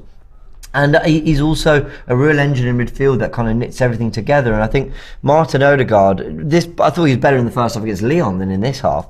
But he's got tremendous quality, but he's got something else on top of that. And I think he's emerging. I don't think 45 minutes against AC Milan in a mid-season friendly is the moment you start realising that, you know, said player is captain material. But I think when you couple it with everything else we've been seeing across the season, consistent. He's been consistent. He's been creative. Yeah, exactly. He's added goals, which is what, you know, what we need. I'm impressed as well. There's a super chat here. I'm just going to read. You know, half of it's about Odegaard. Someone said, "Where can I buy Cecil League table shirt?" You have to contact Cecil G for That's that. all Cecil. Big up James and Harvey. We have looked good. Captain Odegaard has really impressed me. Yeah. Same with Vieira. So yeah, there you go. Yeah, Vieira had a lovely moment with that second goal, where he kind of just feints, comes inside, drives at the heart of defence. You know, he's through on goal. But realises that there's a better opportunity to pass it to Nelson and executes it brilliantly. I don't think I don't think Vieira has been particularly great this half, bar that one moment. I think he's done fine. I think Nketiah and Nelson have probably been better than Vieira. Nketiah's hold-up play has improved massively, and that's something that doesn't get talked about enough. I think the way he looks after the ball and brings everyone into play, but he doesn't do it by being really strong and physical and big in the air. He does it by actually showing quick feet, by showing intelligence with where his first touch goes, and Nketiah's done really well as well. I mean, what have you made of his performance and also in the Lyon game? I mean, this is the guy we're going to be relying on come Boxing Day. Yeah, I said this for the Lyon game as well to Turkish and the guys on the sofa when I was there for the first little bit before I morphed into Stricto, and I think this is Eddie's chance. The only thing that may be playing on his mind is he knows that it's going to be him and there's no one else, so there's no competition as such for him. But I know that it's kind of, you know, when Jesus is back, he wants to be like, hey, I know you went and spent a load of money on this guy and you're going to want to play him, but if I'm the one banging in the goals, I'm the one, you know, adding more to the game, then who knows? But I think Eddie's got to take his chances when they come. I think that he's got, you know, a lot to prove as well, but you know, he got his deal. Arteta clearly trusting him. He's got his number 14, so you know, he's here to stay, and I like him. I like him a lot. I'm not James's son. Just clarifying. I'm not James's son. I'll be proud to have you as a son, James. Let's look at the two players who've returned Yes. to the starting 11, Thomas Partey and Ben White. What we've made of them two. I think Partey has, in moments, shown both his immense quality as well as the fact that this is clearly his first game back. I think there are moments where the passes are a bit loose, or maybe the turn and the driving into space isn't really coming off for him. Sometimes, other times it's come off brilliantly, and then you go, this is why he's so crucial to beating the press and our functioning midfield.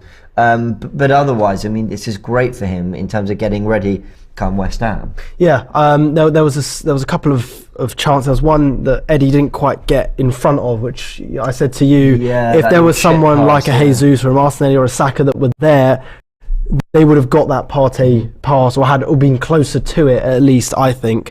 But I just like the fact that Partey he almost looks at the game, in quite wide and just picks out where he wants it to go, and the ball will 9 out of 10 times it will get there. So.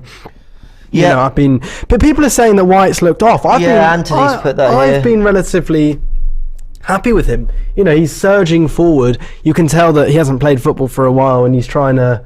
He did look like he was absolutely launch at someone's head. I'm not sure about that. Funny, but I don't think he's not overlapping Vieira a lot. Yeah, not quite like we've seen Tierney and Nelson on the left hand side. There's one thing I'd say is, I think there's a slightly better dynamism on the left with Nelson sort of running at players a lot, Tierney both coming inside and being inverted as well as overlapping superbly, and then interchanging with them and Lokonga. So when Tierney goes forward, Lokonga will sit. If Tierney's sitting, Lokonga will break the lines and make those kind of more, what do you call them, half space runs, if that even makes sense. Why should making up a load of rubbish? But I think there's a better balance that left hand side. On the right with White, Odegaard and Vieira, it sounds crazy because you got two of your first choice players there, and then the left hand side is all backups really in terms of what we've seen in the Premier League this season. Tierney, on the right it's more first choice bar Saka, and Vieira's £34 million signing, so really there shouldn't look like there's a lack of balance on that side, but it does feel like if you're going to have Odegaard and Vieira creating, then you need that fullback really overlapping. When you've got Saka, and he's the one running at fullbacks constantly and making things happen and being direct, it doesn't matter if Odegaard's there just to link the play and White's there to sit as well. We know White can overlap, I just don't think we've seen that much of it. But I think this comes down to ultimately Arsenal not actually having that brilliant a half. I mean, I said it 5 minutes before half time when they cut to us. I don't think Arsenal are playing that well. I mean, if I were to ask you out of 10 what you'd rate that performance, I'm giving it a 5, 6. I'd say a 6 or a 7. I'd say we're doing the job.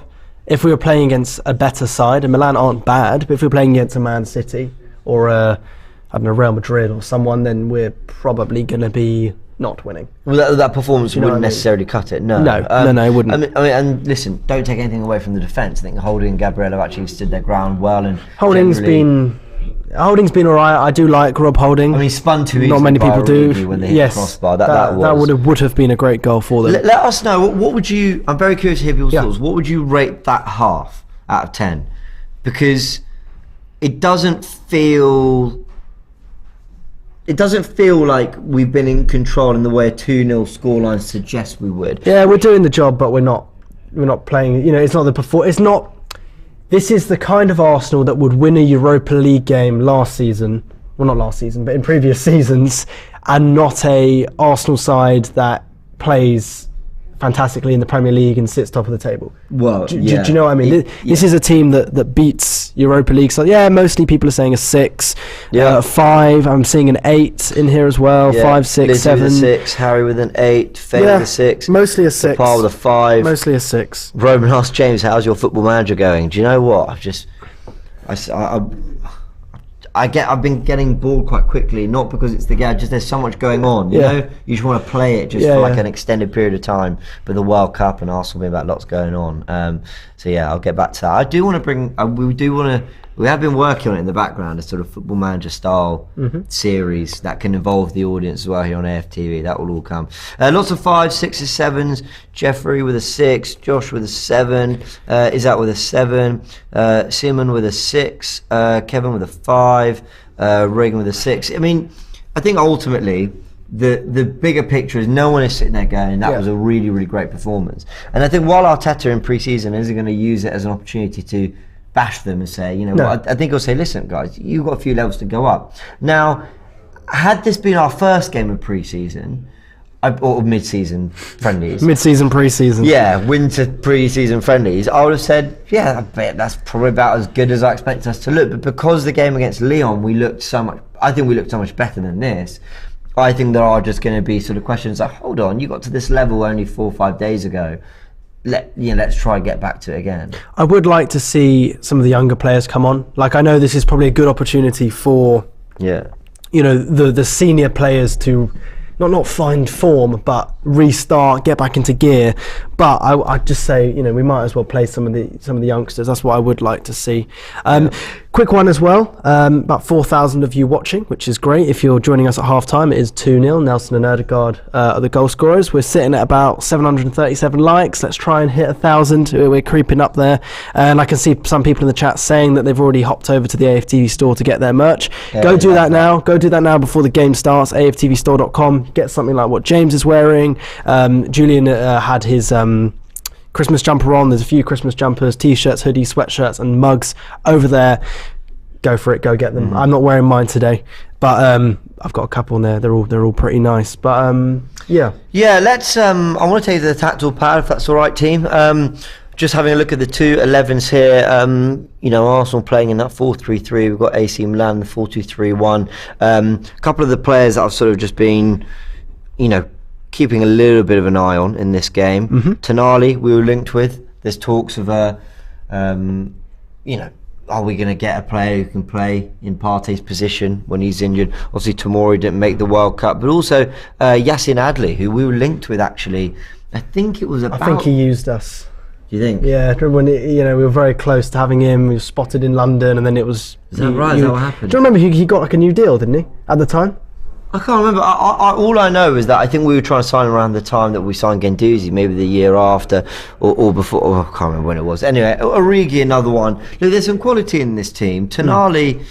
The thing is that a bit like the game last week when we saw, Aouar in there, and who's the other Leon midfielder who sits quite deep? I forgot his name. Anyway, I think the point is, I think.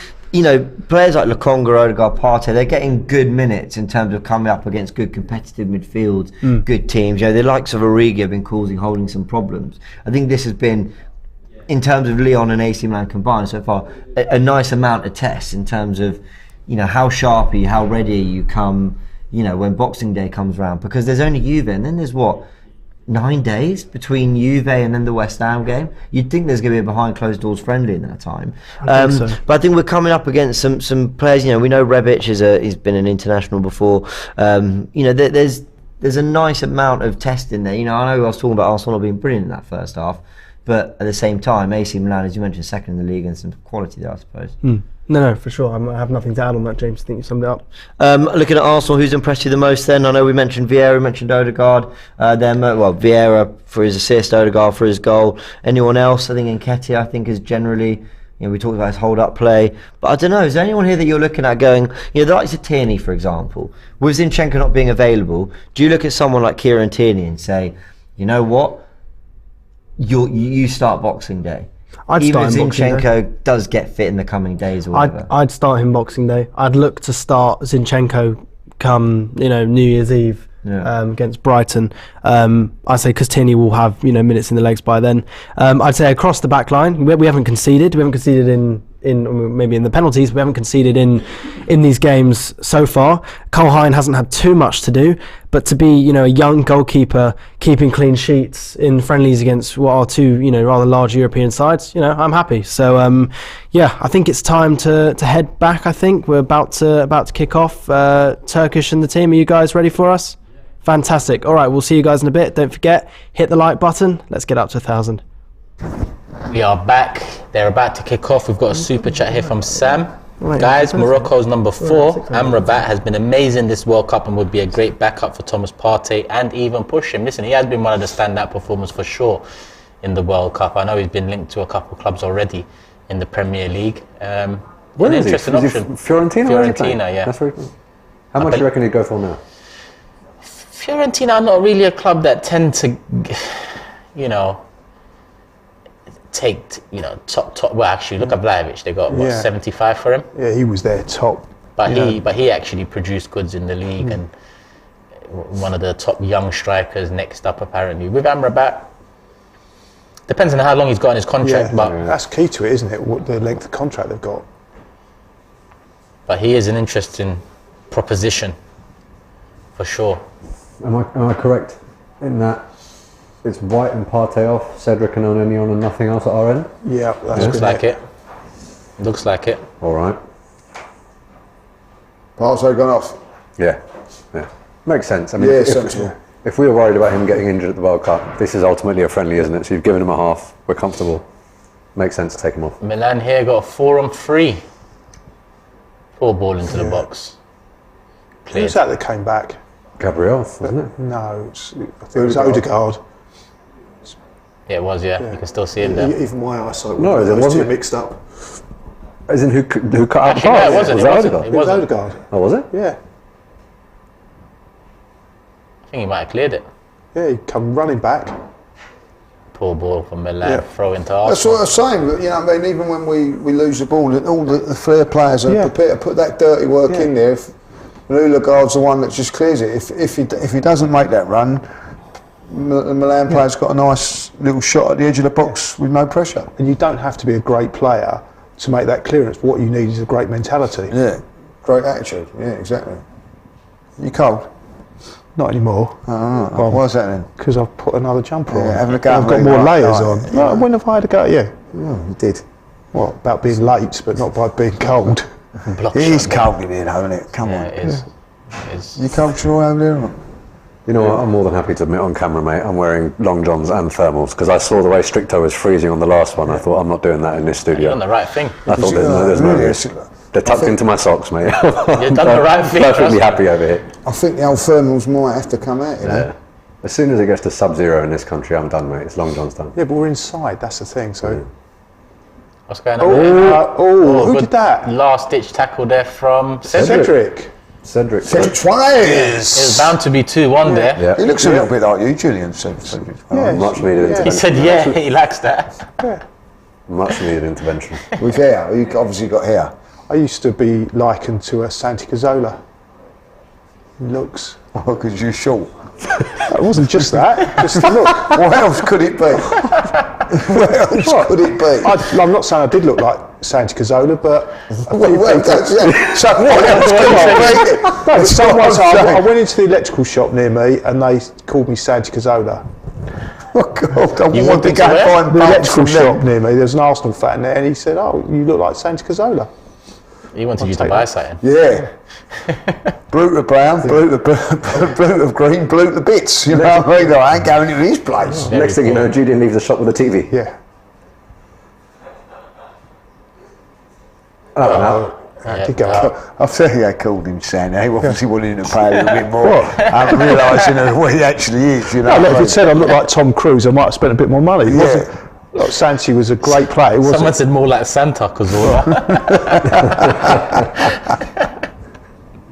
he was a great player, though, Santi Cazorla. I think it's his birthday today. Is it?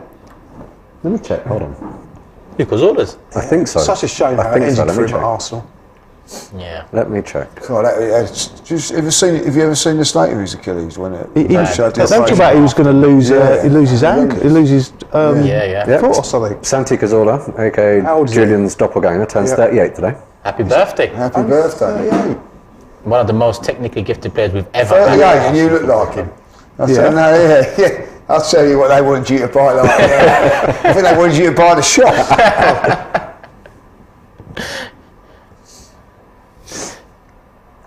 I mean, in my younger time, I did look like Tom Cruise when I had hair, about my age. He's short and all. I know. I tell you how. Who do you look like? Uncle Fester? How long have you been saying on that one? How long have you been saying? Be honest. That was not on the spot. How long did you have that one saved up for? 2 years. There we go. That is 100% going on AFTV Extra within half an hour. Oh my God. Uncle Fester. He looks more like Uncle Fester than I do. That ain't That's unreal. That's why it's funny. See what, yeah. That's a real You should have gone to throwback. that shop and bought some glasses. That's what I'm saying. Like, you know what I mean? Oh, mate. Yeah, I think like Cazorla, going back to the Cazorla thing, if it weren't for that injury, it was horrendous. It was. He must have been out. He never played again, did he? Not for us. No. Then he went to, where did he go back to? He went to Villarreal, done really And well, didn't he? Yeah. Didn't get player of the season, got back in the Spanish team. Yeah. You don't need to bring him Don't down. foul him, don't foul him. You're alright, Don't need to you're bring him alright. down. Well done. someone like Cazorla, I thought was a fantastic player. He was like a squad player for Spain. That's how good Spain were at that stage. Oh, he's done well holding. Yeah, he done very well there. Thought he'd let him go. Origi's strong.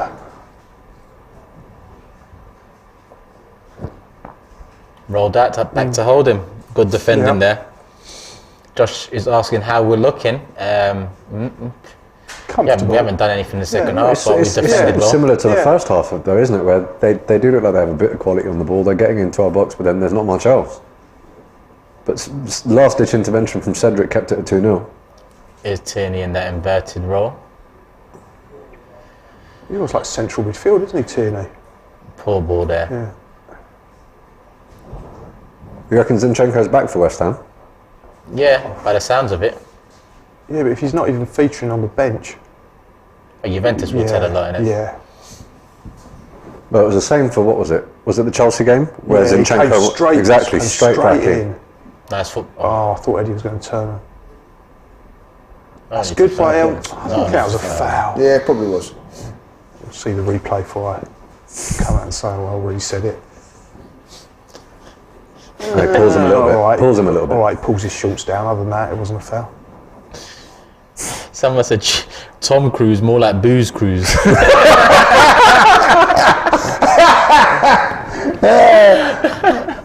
was that? AJ, big up AJ. That's the one of the day so far, man. Yeah. That is brilliant. It was 30 years ago.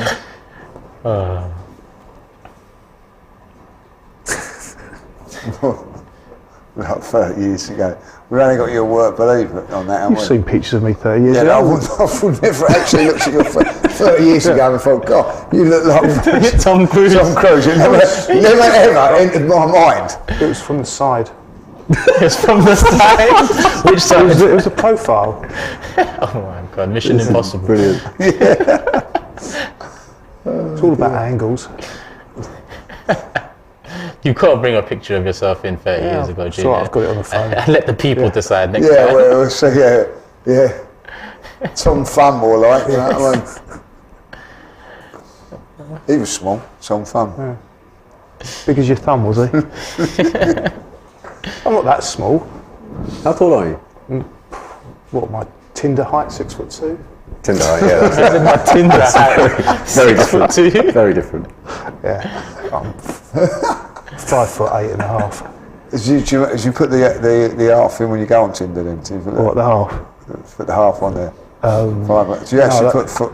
You don't put like 6'2".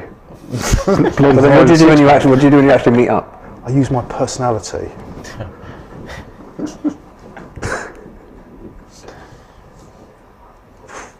so when Everyone went silent.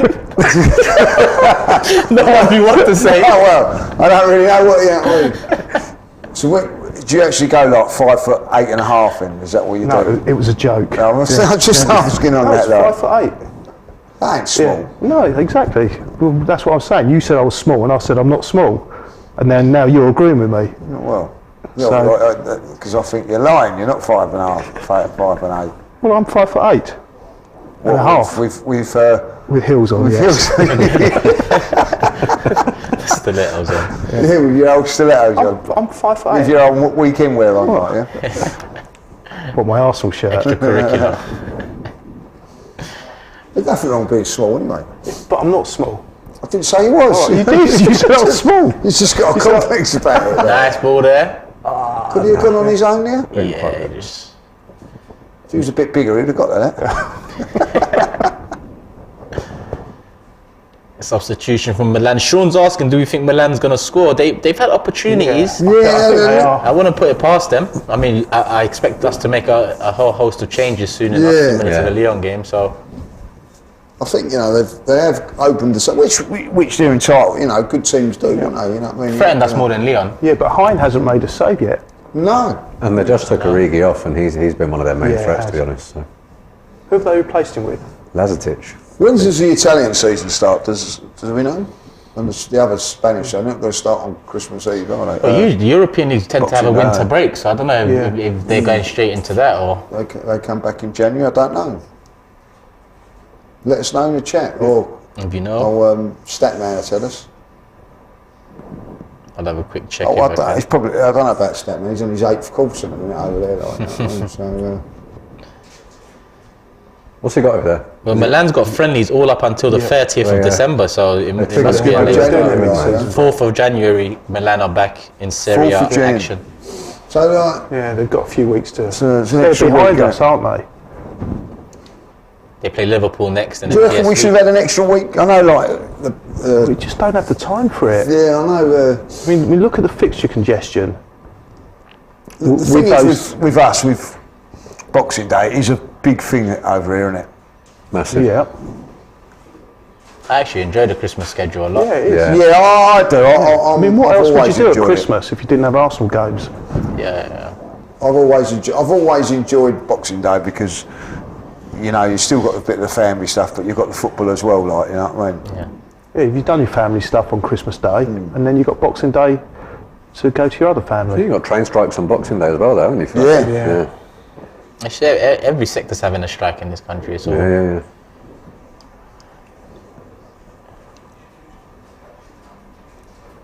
Tubes are running though, thank God. Well, as long as Arsenal players don't go on strike, we're all right. Milan on the attack. Tried the shot from outside that the was box, but poor. blocked well. Putting ourselves in a bit of trouble, but we come out of it with Yeah. the ball. I say it was high risk, but got away with it. Nice. That's lovely. Yeah. That. It is Nice. lovely. Kieran in the middle again. Yeah. Only thing about Kieran is he's so left-footed that Yeah. Right, that's Oh, good that's football. good. If they open it up Yeah. properly here, Out to the wing, that's it.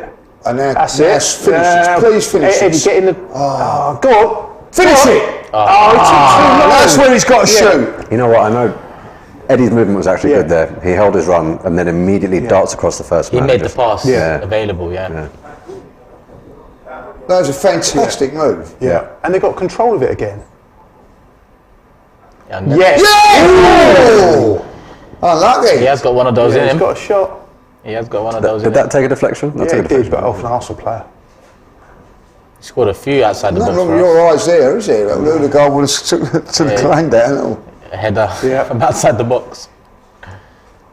That was going in, wasn't it? Yeah, I think it was on going in. target. Good defending from Odegaard. Yeah. Yeah. Headed it just over. Keeper get anything on it? No. No. I just saw it over. He was comfortable.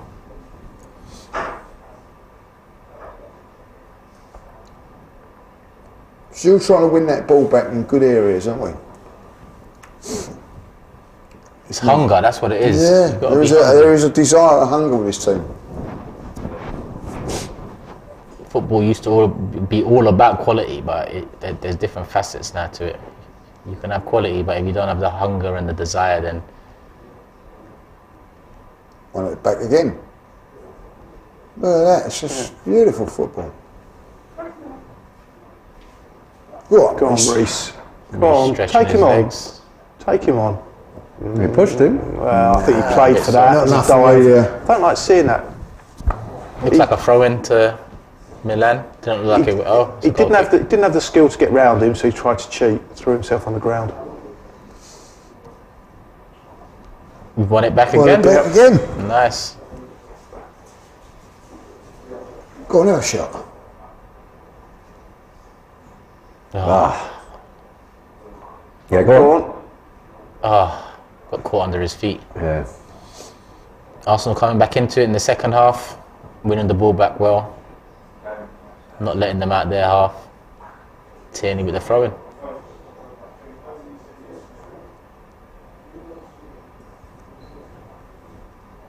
Showing Arteta on the screen now, big job in January. Hopefully that meeting with the Cronkays and the Arsenal hierarchy is all about January and the league titles. You know, I'm hearing or reading on Twitter that Cronkays will back the club and the management in January. So, Has to be beginning of January too, man. I'm not sitting there waiting until the end. yeah, Got some big games in Jan. massive. Decent ball in, headed that, out wide right. Vieira on the ball. Oh, was that Vieira? That was poor. Was it Vieira? I think so. I think so. Yeah, it was Vieira, yeah.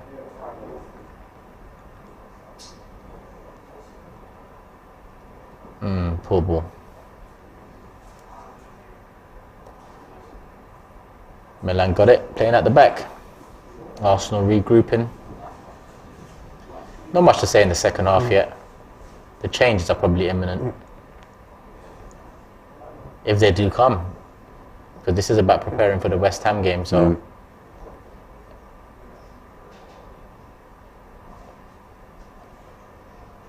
Do you compare these performances to the Europa League performances, Sheroy, or can't you compare them because there's still a lot on the line in the Europa League and the intensities? I think the only difference is perhaps pressure when you're talking about Europa League, because it's still a competitive game ultimately, but the lineups haven't been drastically different. I think in a lot of those Europa League games, we looked at those lineups and thought, he's gone a bit stronger than we thought he would.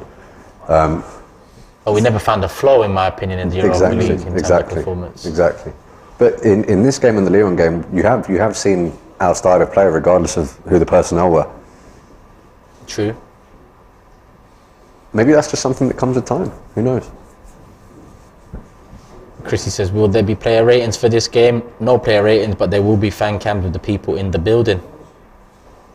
Dell says, I need over 3.5 lads. Do you think they can get it done? I think so. Just under half an hour to play. I think there's at least another goal in the game, minimum. Hopefully 2 for your over 3.5. So what's the 3.5? 4 goals minimum. Right. He must have a And better. then we've got a penalty shootout as well. Correct. Yeah. Hit it! Oh, Leaning back. Yeah, Vieira there tried to find the top corner, but And he is left-footed, we established last week. he was in space as well. Yeah. Probably should have got it. done You'd better. expect Should've got it on someone of his target at quality least. to get that on target. Yeah, so I bend it round, isn't it? and he's looking for the top corner as well. That wasn't even close, was it? No.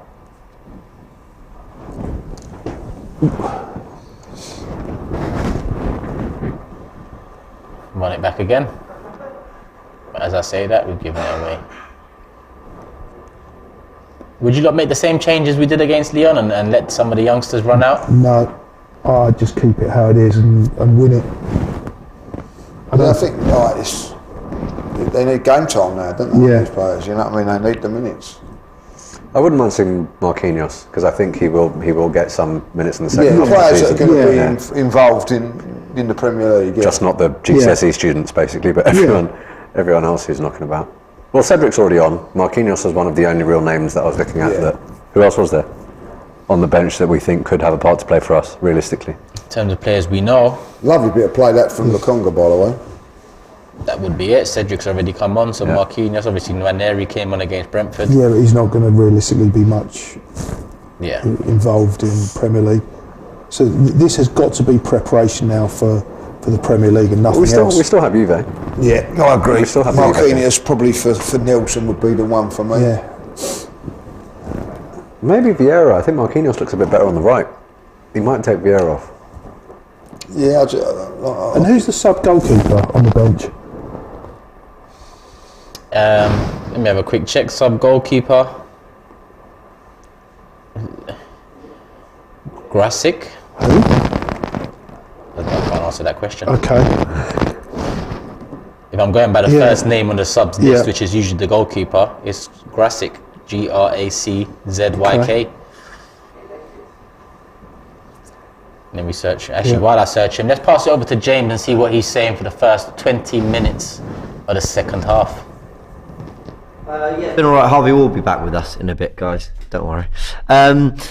Yeah, look, it's been a much better second half, I think. Even though we haven't scored the goals that we did in that first half, I think the second half we've shown a better control, better sustained possession. I think Arsenal are putting AC Milan under real pressure even now. Reece Nelson nearly combining with Lukonga there on the edge of the area, but it's been better. I think Fabio Vieira is having some nice touches, getting some good areas, and showing a bit of drive as well. So I think we could all be happy with how the second half is going. You know, you think maybe AC Milan would come out and then be trying to force that goal back or find that equaliser, but Arsenal have been fairly comfortable. Let me see if I could just answer that question for you in terms of the backup goalkeeper. I think it is Graczyk. Have I pronounced that right?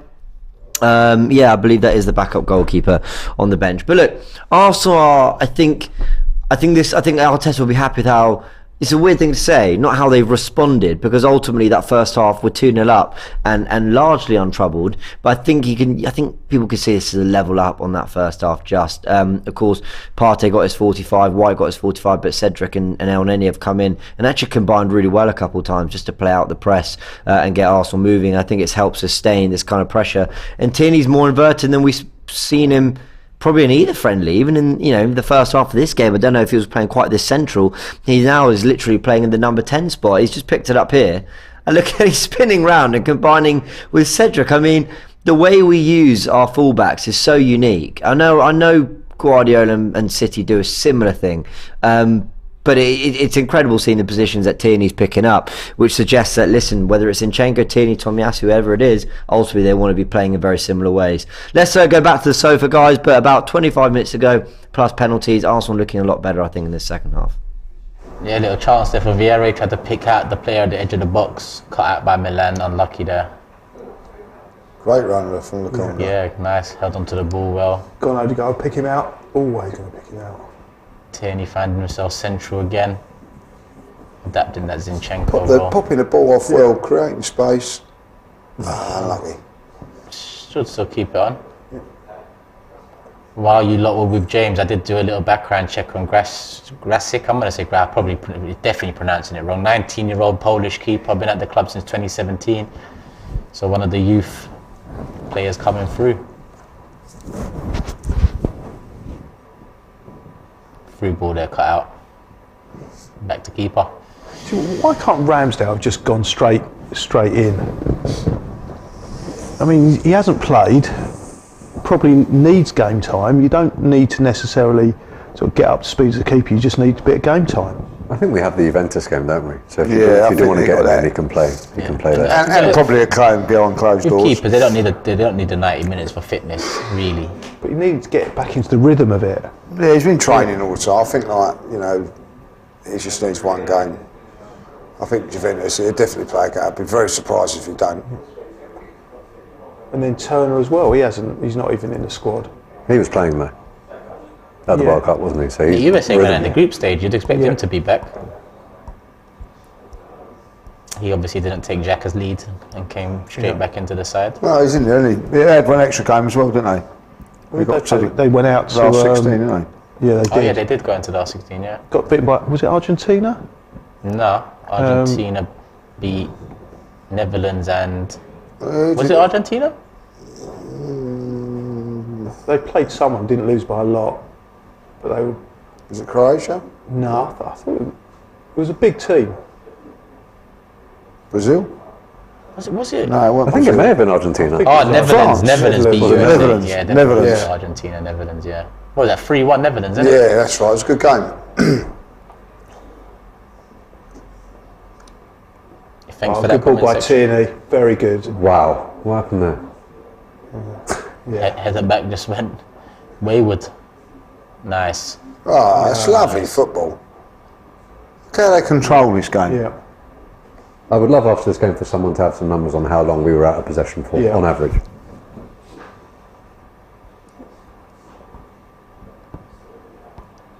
He dived as well for that. Eddie there. Yeah. Well, So maybe the rules of the game's changed, but it just seems if you fall over, you get a foul. the game's gone soft, Julian. Yeah. Legend. Maldini. Maldini in the crowd there. What a legend. Greatest centre back of all time? Well, left back centre, yeah. It was Well, left back, yeah. He was one that played left back and then sort of moved into the central defensive. One of the quality greatest, for sure, quality yeah. player. Proper defender as well, wasn't he? Like, don't know what happened to Did him you there. guys get to see like the Baracies and the Beckenbauers? And Oh, I did. Not so much. Didn't see Beckenbauer, Beckenbauer. but Baresi, yeah, was quality, wasn't he? because he's often looked at as the greatest of all time. He's up there. I didn't really get a chance to watch Baresi, him play. Maldini, Costa Curta.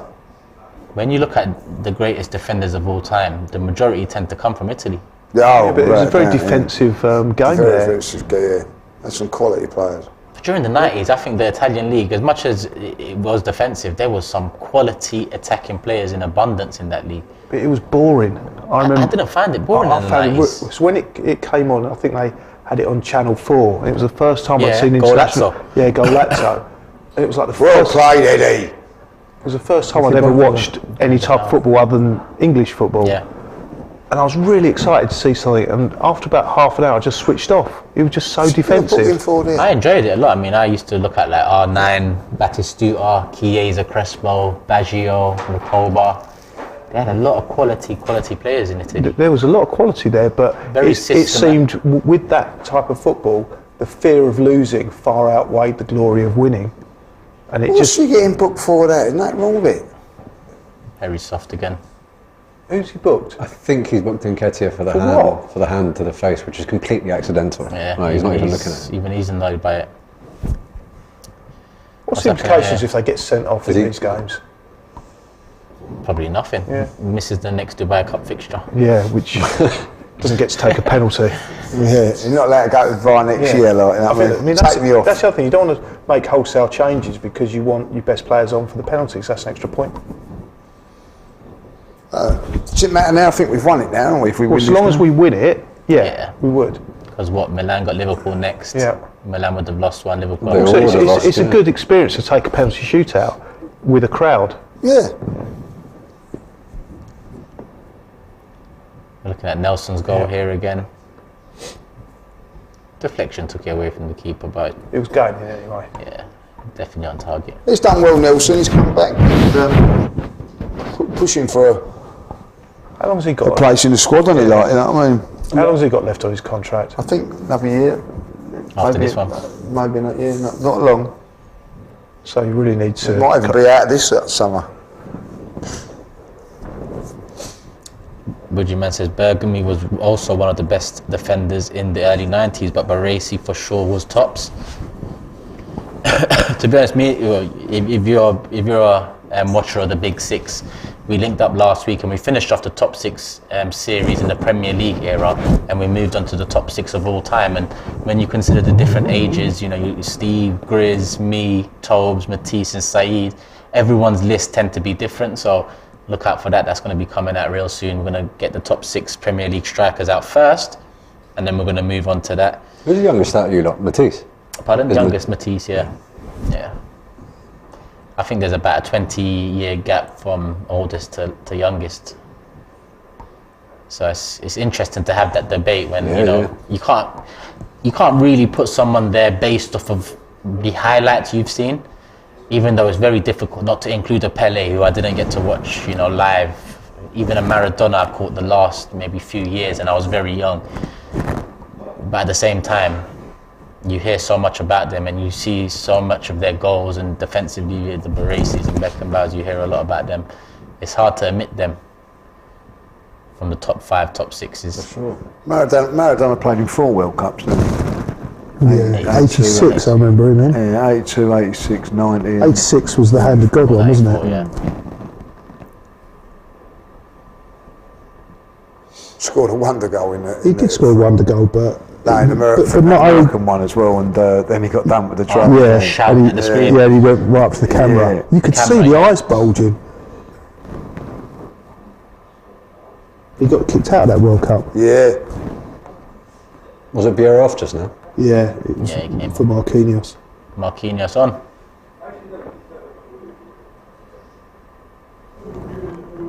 So what's this change in rule now where they've got even more extra time? Is that something that's going to be brought into the Premier League, or was that just? I think that was a FIFA direction for the World Cup, but I Yeah. don't think that gets implemented in domestic league. So what are they adding on extra that they didn't do before? They haven't. You know what they've done? They've added on what I believe to be the correct amount of added time. Finally, they've actually made they've it actually right. kept track of when the ball's out of play and Right. all of those things, and they've added it on. Whereas over here, it seems to be let's just pluck a number out of the air based upon how long Yeah, we it's think of normally it. 3, 4, 5 minutes. But I mean, the reality is, we know because we sit here and we watch these games that it's never that. Because I mean, it's definitely Substitution takes a minute. Well, exactly, goal celebrations, whatever it is. I think there was, I remember a couple of years ago, maybe even last season at some point, there was some sort of study done where, I can't remember the numbers off the top of my head, but it said something like, on average, the ball's in play in the Premier League for 73 minutes of the 90. You know, other than that, it's time wasting. It's out for a throwing, waiting for a corner. So, you know, to eliminate the time wasting and get people, you know, getting back on track, I think it's the right way to go about it. Yeah, I think so. I want to see more football. Yeah, I mean, you get teams come to Arsenal, and even in the first half, the goalkeeper starts to move the ball from one side to another on his goal kick just to waste time. It's wasting time from the off. That's not part of the game. You're paying to watch 90 minutes. No, It's just another form of cheating. And then what they do, they book the goalkeeper with about 5 minutes to go. Yeah, that's when they think, oh, we'll do something, just following the status quo. False 9 says Benacer's on. Ex-Arsenal player, right? Which one? Benacer. Well, it's just come on. I don't see no. I don't remember him. Benacer. Yeah, Benacer, something like that. Not Bentner, is it? Nah, it's definitely not Bentner. Who did Bentner go after Arsenal? Didn't he go to a big... Who cares where that guy went? I think he went to Milan. I thought he went to Milan, yeah. He could have been so much better if Wenger hadn't played him out on the wing. Yeah, Benacer just come on 75th minute. He played for the Arsenal under 21s in the 2015-16 season, 23s, 16-17 season, and then he took a trip to Tours. I assume it's a French team. Yep, French team. Empoli, then AC Milan for the last 4 years.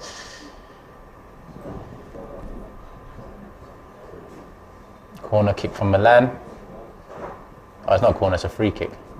Oh. Header. Oh. Clean sheet gone. Too many players went forward and then just left the middle empty. The header was pretty simple. That makes for an interesting last 15 minutes now.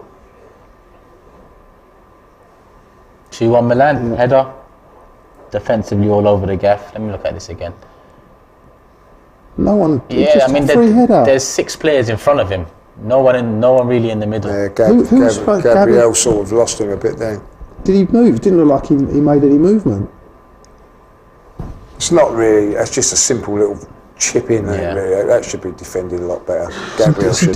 did he pull? He doesn't look like he pulled away at all. He looked like he just put it into an area. No, the Arsenal players pulled away. Right. That's what it looked like. I don't know. 6 of them focusing on 2 man, and then Tomori just lingering. It is 2-1. That's got to be offside. Is he offside? No flag's gone up. Well, they're in again. There is no VAR. Well done. Good defensive Well work defended. there. Well He looks defended. hurt. Who's hurt? Gabriel. He looks hurt. Gabriel's gone down. And it's one of those ones where it wasn't really a challenge, so hopefully. Did he get stepped on? I think it's just impact.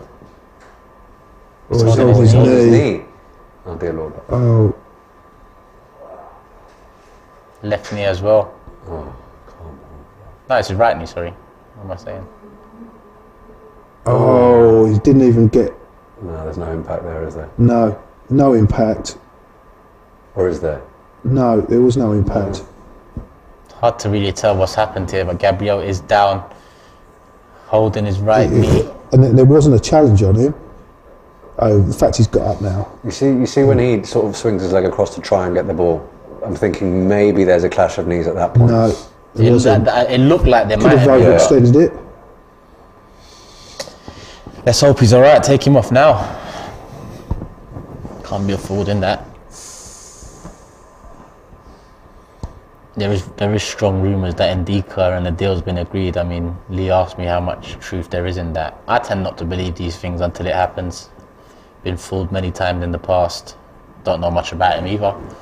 Heard good things, but who knows? You always hear good things when players are linked to Arsenal because there's always an agenda out there to prove to the world that we're signing the next best thing or He's a up. great player. He is up, he's walking, it seems like he's alright. What a relief. I'd probably take him off with 10 minutes to go. There's no point in even messing about here.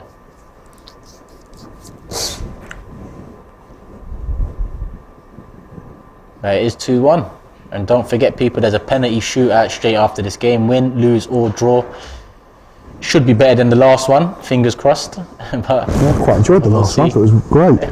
Yeah, enjoyed it for banter purposes, but in terms of quality, Yeah. See what the chat's saying. Keeper's got the ball.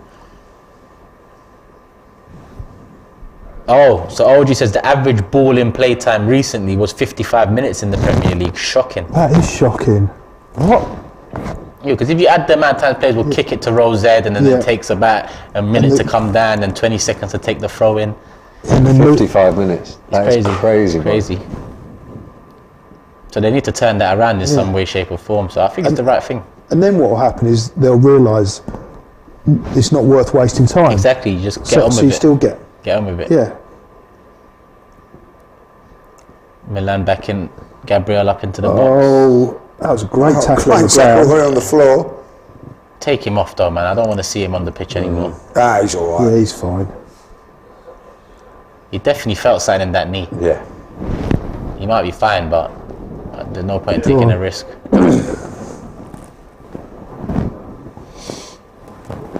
Joel says, think they bumped knees.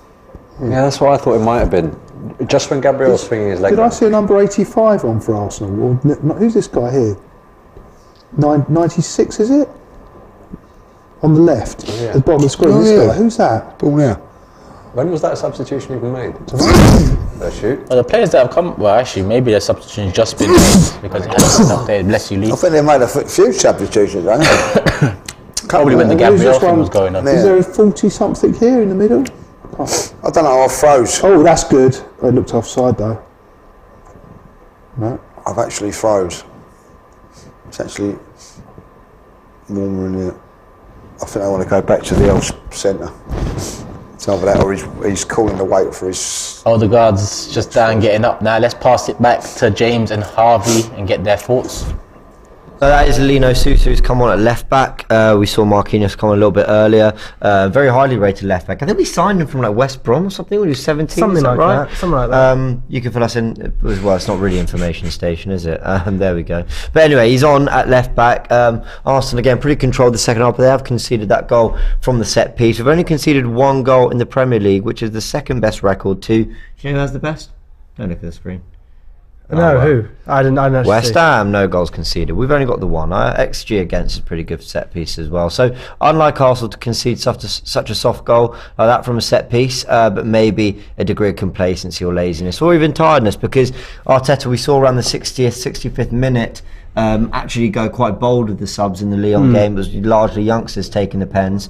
In this game, he's been trying to give the first teamers much closer to a full 90 minutes and keeping it much more like what we sort of see in the Premier League there. So about 10 minutes to go if you include stoppage time, and then we're going to see penalty shootout. I know. Anything to add, Half, on the second half generally, or the subs? No, not really. I would like to see some more youngsters. You said you want to have some of the more senior players get some minutes. Lino Sousa did indeed play for West Brom's academy. You're right. There we go. All right, guys, go back to the others, and 10 minutes of full time, then pens. And we're back. Just about 6 minutes to go plus injury time. What's the ref blowing for there? No, the ball went out. Couple more substitutions been made as James went through them. And I'm going for an equaliser now. I think Eddie has come off, Yeah, he did. Immediately after he got that booking, I think he came off. That's when Marquinhos came on. It was a foul. Foul from Milan there. Marquinhos shrugged off. Yeah. Milan rushing like this is a European game or something. Well, it's good. They're taking it seriously.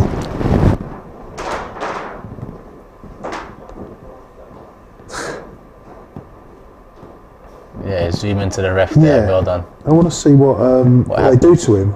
Because he just held the around. ball and then so he just got barged into. Just move off the ball. All right. So what does he do to him now? Oh, they still don't show it.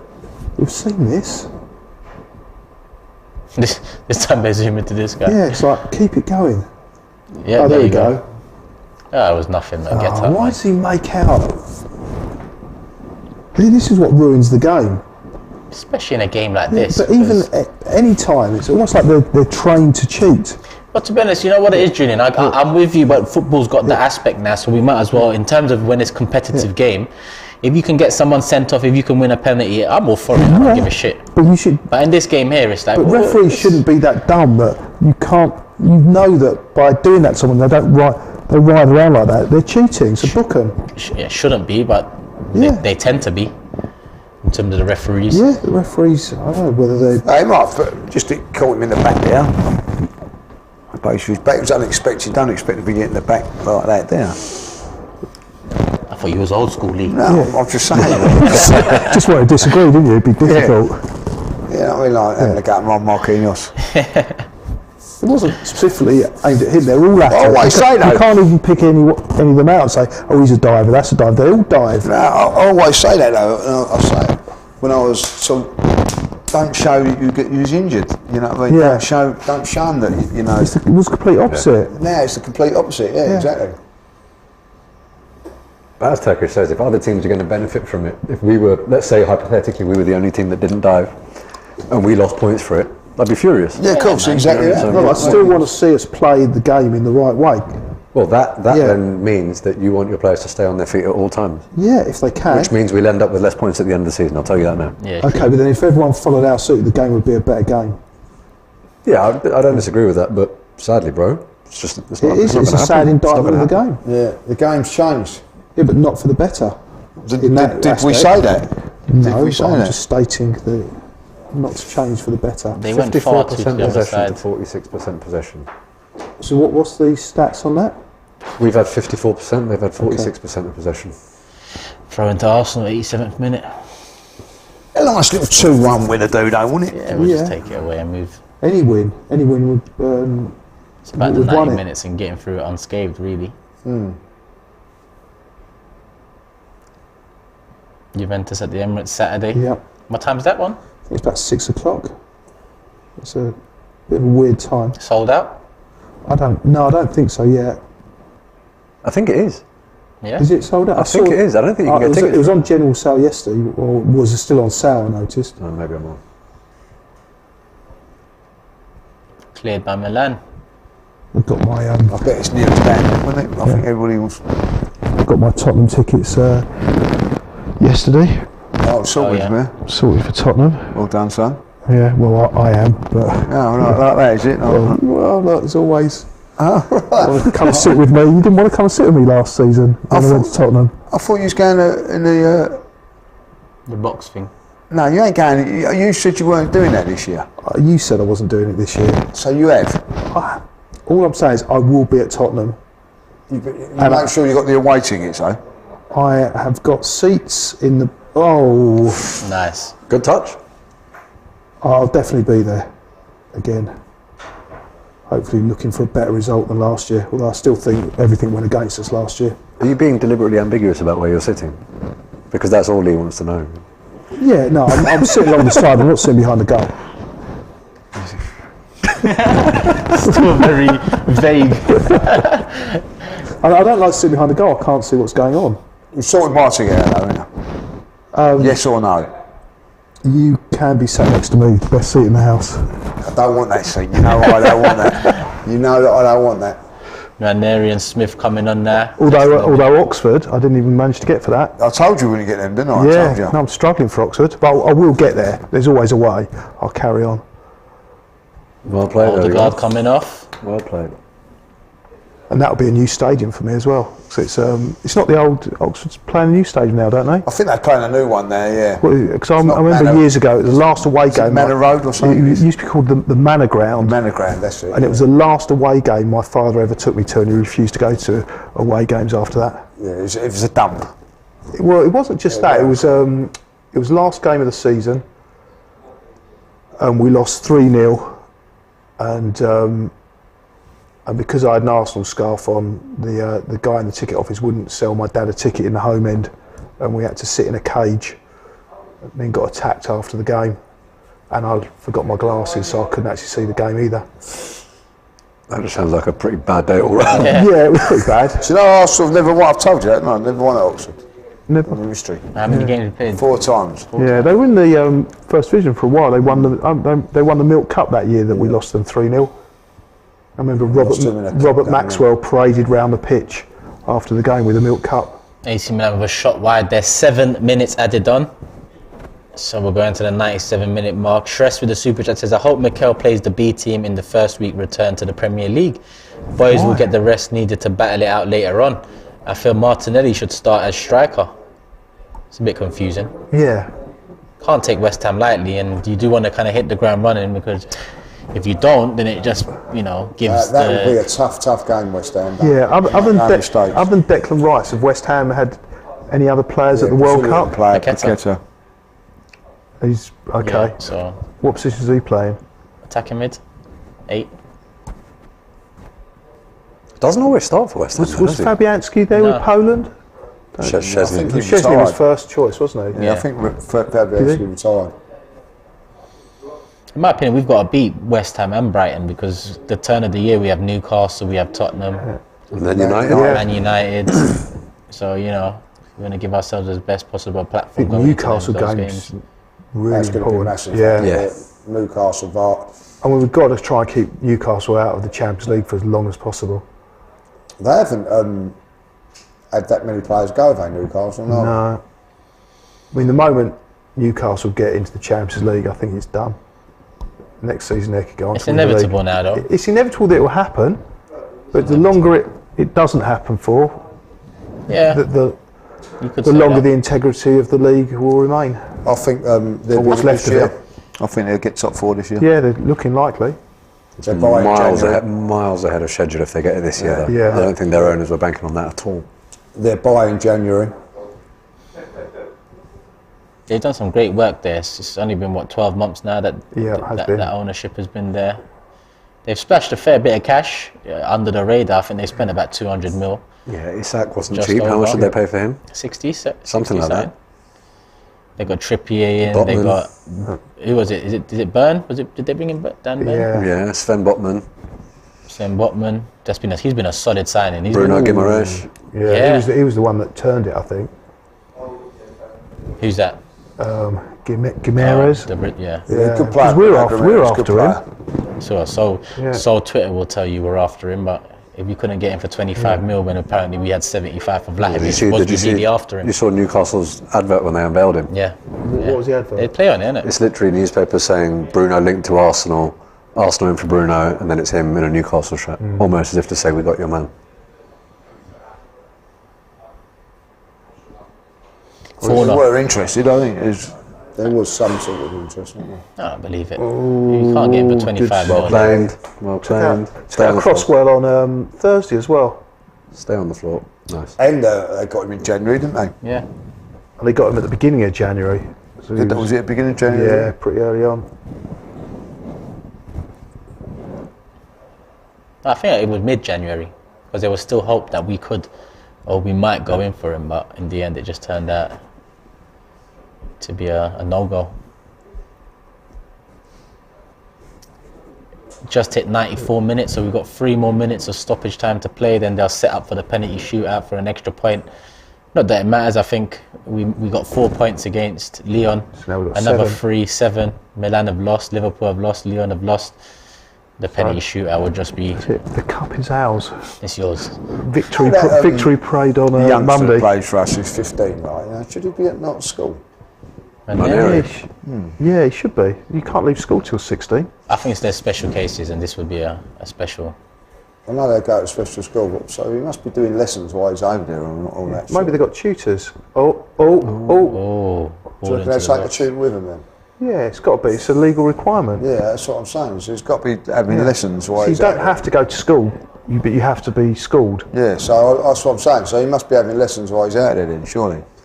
It's not difficult, man. I mean, during COVID, they were doing that throughout for everyone, weren't they? No one was Yeah. going in, so they must have provision for this kid. Yeah, but he's not the only one at Arsenal that's underage, is he? Or should be at school. Yeah, so what do you reckon a few of them are They probably have classes as part of classes it. there or something like that? I reckon Arteta takes those classes as well. Tell him what is Turkish. Please tell us more about Emil Smith-Rowe and why he's not been given any minutes. I can't tell you anything. I don't know myself. He says a few. He's not fit. He's not fit. Mikel Yeah, says had a a few few weeks now. away yet from. Match fitness. And he's been out for a while, man. He's not- back in not been training. out He's to the, doing the United training, but he's not. He's a couple of weeks away yet. He's out there, isn't he? Is he? Someone said, is it the World Cup with this added time? It's probably something that you might have to get used to. I think it's the right way to go about it. It's definitely the right way. More than happy, yeah. It cuts out a form of cheating.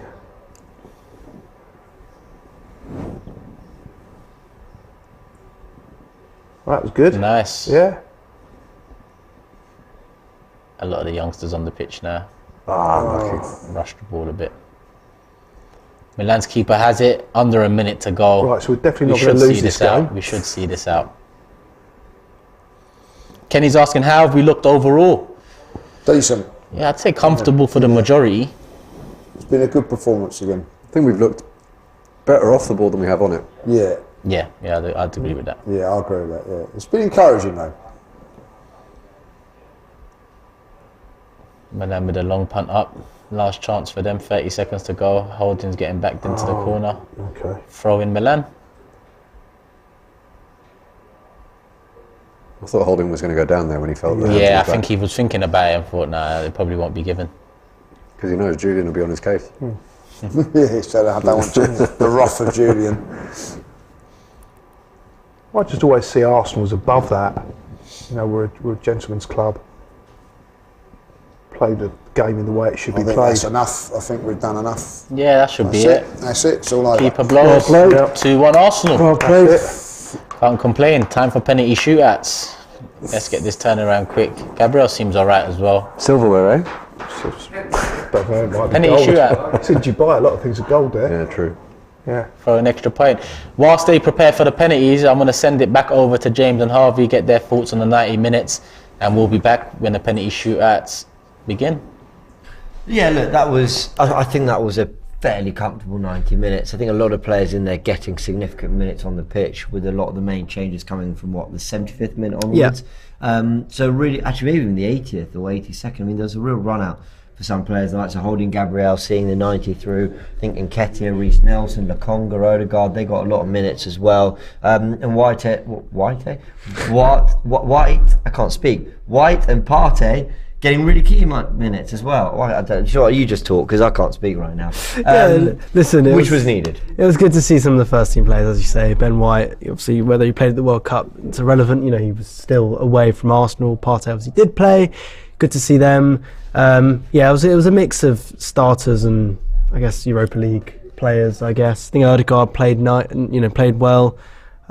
Shame that we did concede, because I was, saying that felt a very lazy goal to concede. Yeah, it just felt like tracking your runners and being switched on. I don't think it was a case of a great ball or a great header undid us. I think that's the disappointing thing, maybe. Yeah, no, I agree. I think it's not the usual back line. Holding obviously wouldn't be in there. But he's called upon as a first teamer. Yeah, but he's normally in at the last 20 minutes, shore things up kind of thing. Yeah. But no, listen, I'm happy. We won the game. That's all that matters. You wouldn't want to have, going back into the you wouldn't want to be going back into the usual season and having lost 3-4 mid-season friendlies with some first team players and some academy players, being top of the league and through in the Europa League, FA Cup coming up in the new year as well. I think we've done the best that we've done what we wanted. We've won the games. We're going back into the Premier League with at least 2 friendly wins. We've still got Juve. So I know I'm happy. I thought the second half, it's weird, right? Because a bit like the Lyon game, the goals came in the first half. Arsenal's more incisive and decisive play, ultimately is when the goals came, and that came in that first half. But I thought the second half was better in this game. I thought Arsenal displayed more control and more kind of, I think they just had AC Milan in the areas they wanted a little bit more in that second half. So I think Arteta will be pleased for that. They're about to go into the penalty shootout. Was that Odegaard there with Tonali? I think so. I was sort of keeping an eye on tonight. I didn't realise the AC Milan captain, but yeah, it's for an extra point, guys. Just very quickly in the comments, Vieira was good, says Armzilla. Yeah, he was. I thought he looked bright, looked quite direct, especially in that second half. Someone doesn't, this was from earlier, get Odegaard off the pitch. They don't want him to get injured, but I'm sure he'll take a penalty and that will be that. He doesn't put his hamstring, he'll be alright. Penalty about to begin. It's a long walk. Who knows what could happen? Kick things off. We'll send it back to the sofa, but let's just quickly see who it is who's taking this first pen. They're giving us a view from a real distance. Let's hope there's a level up in quality on... Cedric taking the first. Normally a good taker, but I know I've jinxed it now. Yeah, we'll see. Let's send it back to Turkish. Let's hope the quality is better than it was after Leon. And we're back. Cedric is placing the ball on the penalty spot. First up. Let's see if they can better the last penalty shoot at. Cedric usually a good striker of the ball. He looks focused. It's a really strange feeling, isn't it, watching a penalty shootout when there's nothing. Decent penalty taker is our Cedric. Yes or no, boys? Yeah, I'm backing him. think he's I'm backing him. Yeah. We backing him? I'm backing him.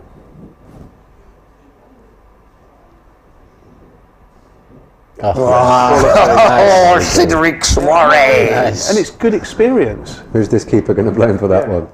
I like old Cedric. Yeah. He doesn't kick up a fuss. No, he's a good squad player. Yeah, I don't agree with you. I feel this is his last season with us, though. I don't think 100%. It might even be January he goes, if I'm Maybe, honest. Because we've now got unexpected options in the fullback area. I never saw Ben White as a fullback. Yeah. And now we use him there as well. Yeah, with Ben White playing right back now, it's really, he's sort of... Chance is limited. Yeah. With Tomiyasu He will didn't be even back get up much and- chance in the Europa League, did he? No. I think it was only the last game he played. Tomiyasu and Tierney played a lot of those games. Yeah. Right. Is he going to miss? Nah. Who is this guy? I don't know. He plays for Milan. Come on, man. Milan taking their first pen now. Oh, that was a good penalty. That is the best not penalty saving that. I would have too. Not saving that. Not messing about. No stutter on the run up. Just straight in. Yeah. Clean strike. 1-1. Beautiful penalty. I mean, without Beautiful. the pressure, they should be all scoring. Yeah, I think without the pressure, that's when you see players try things that they wouldn't necessarily try with the pressure. Hence, What we saw last. Yeah. Or when they have a keeper that they know in front of them. Yeah. Also changes things. Well, like Harry Kane, but Correct. that was pressure, wasn't it? Correct. Who stepped up now? Gabriel. Gabriel looks a little bit hands on hips. Don't like that.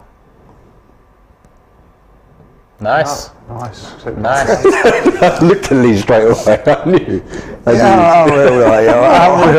It seems a bit laid back. Yeah. I like to see a bit more Look where it's gone. Yeah. Right, end of. All right, but the keeper, if the keeper had stood on his feet, it would have been a save. Stood on his feet. As in if he Actually, went he had to go the other way to save that. He dived. Dived the wrong way, the keeper. Yeah, well, if you dive the right way, you might say, is that what you're trying to say here? Like? There's some But he didn't because he's been tricked. But there's some penalties, like the one before, where it doesn't matter if you know exactly where it's going, you're not going to save it. And that wasn't one of them. right. Does that make things clearer for you? Yeah. Is that a good point? Come on. Good save, that's Like it. that. So if he'd have sent him the wrong way, he would have Yeah, and scored. you would have said that's a good penalty. That's not a good penalty. That's a very bad penalty. But it would have still been a bad penalty if the keeper had gone the I other see way. what you're saying. I see what you're saying. So even if you go the right way and score, it's a good penalty. I see what you're saying. But there is an art of sending the keeper the wrong way. Yes, there is. Did you see Messi's penalty against Netherlands?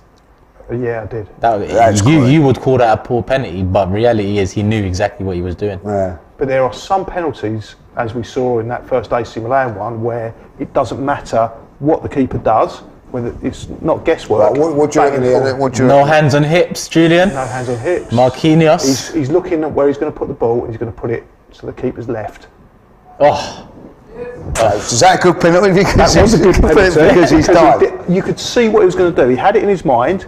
I knew exactly where he was going to put it. The keeper knew exactly where he was going to put it, and it did not matter. I'm liking the sense of that. Right? Yeah, Yeah, that's a good penalty. that's a is good a very penalty. good You're not saving that. You're not saying that. But you know where it's going. Yeah. I knew where it's going. If I knew where it's going, the keeper, well, maybe that keeper wouldn't know as much as me, but that keeper should have known where it was going, dived the right way, still a goal. Good penalty. Right, so it's 3-2, isn't it? This is their big boy, Tonali. 3-1 at the minute, isn't it? Yeah.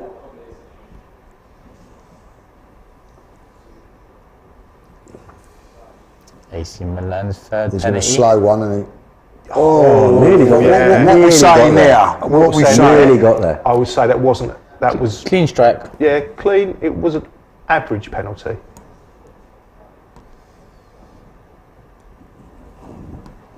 Do you think a better goalkeeper could have saved this? Yes, it was close enough for it to be saved. I'm just reading that Chelsea are prepared to sign a new striker in January. Obviously, Broja got injured in the friendly the other day, ACL, so he's out for the rest of the season. So Was it ACL? Is that what he done in the end? yeah, well, apparently so. So they've literally just got Aubameyang for now. No one else. And then Good And strike then with he's the got a ball good in. strike. He'll hit it as hard as he can. Go on, Mohammed. Oh, no one's saving that. But No. he also sent it in the wrong way. So is Yeah. that a very, very good penalty? I really do have a lot of time for him. Yeah. Yeah, I really like him. I like Elneny, man. He hit it. It was a very good penalty. Yes. Nice. Did you not see Reece Nelson's little 360 video on Arsenal of their training? No. He put it up, What's the and 360 video? as in he's got like a panoramic view basically. He's Right. showing the whole session, and then he's walking up to him. He goes, "This guy, man, he looks like a GTA character, bro. like a Grand Theft Auto character." And then he comes along, and I'm like, "He does, you know." So if he does. saves this with one, Yeah. 4-2 up on penalties. Yeah. Milan have to score.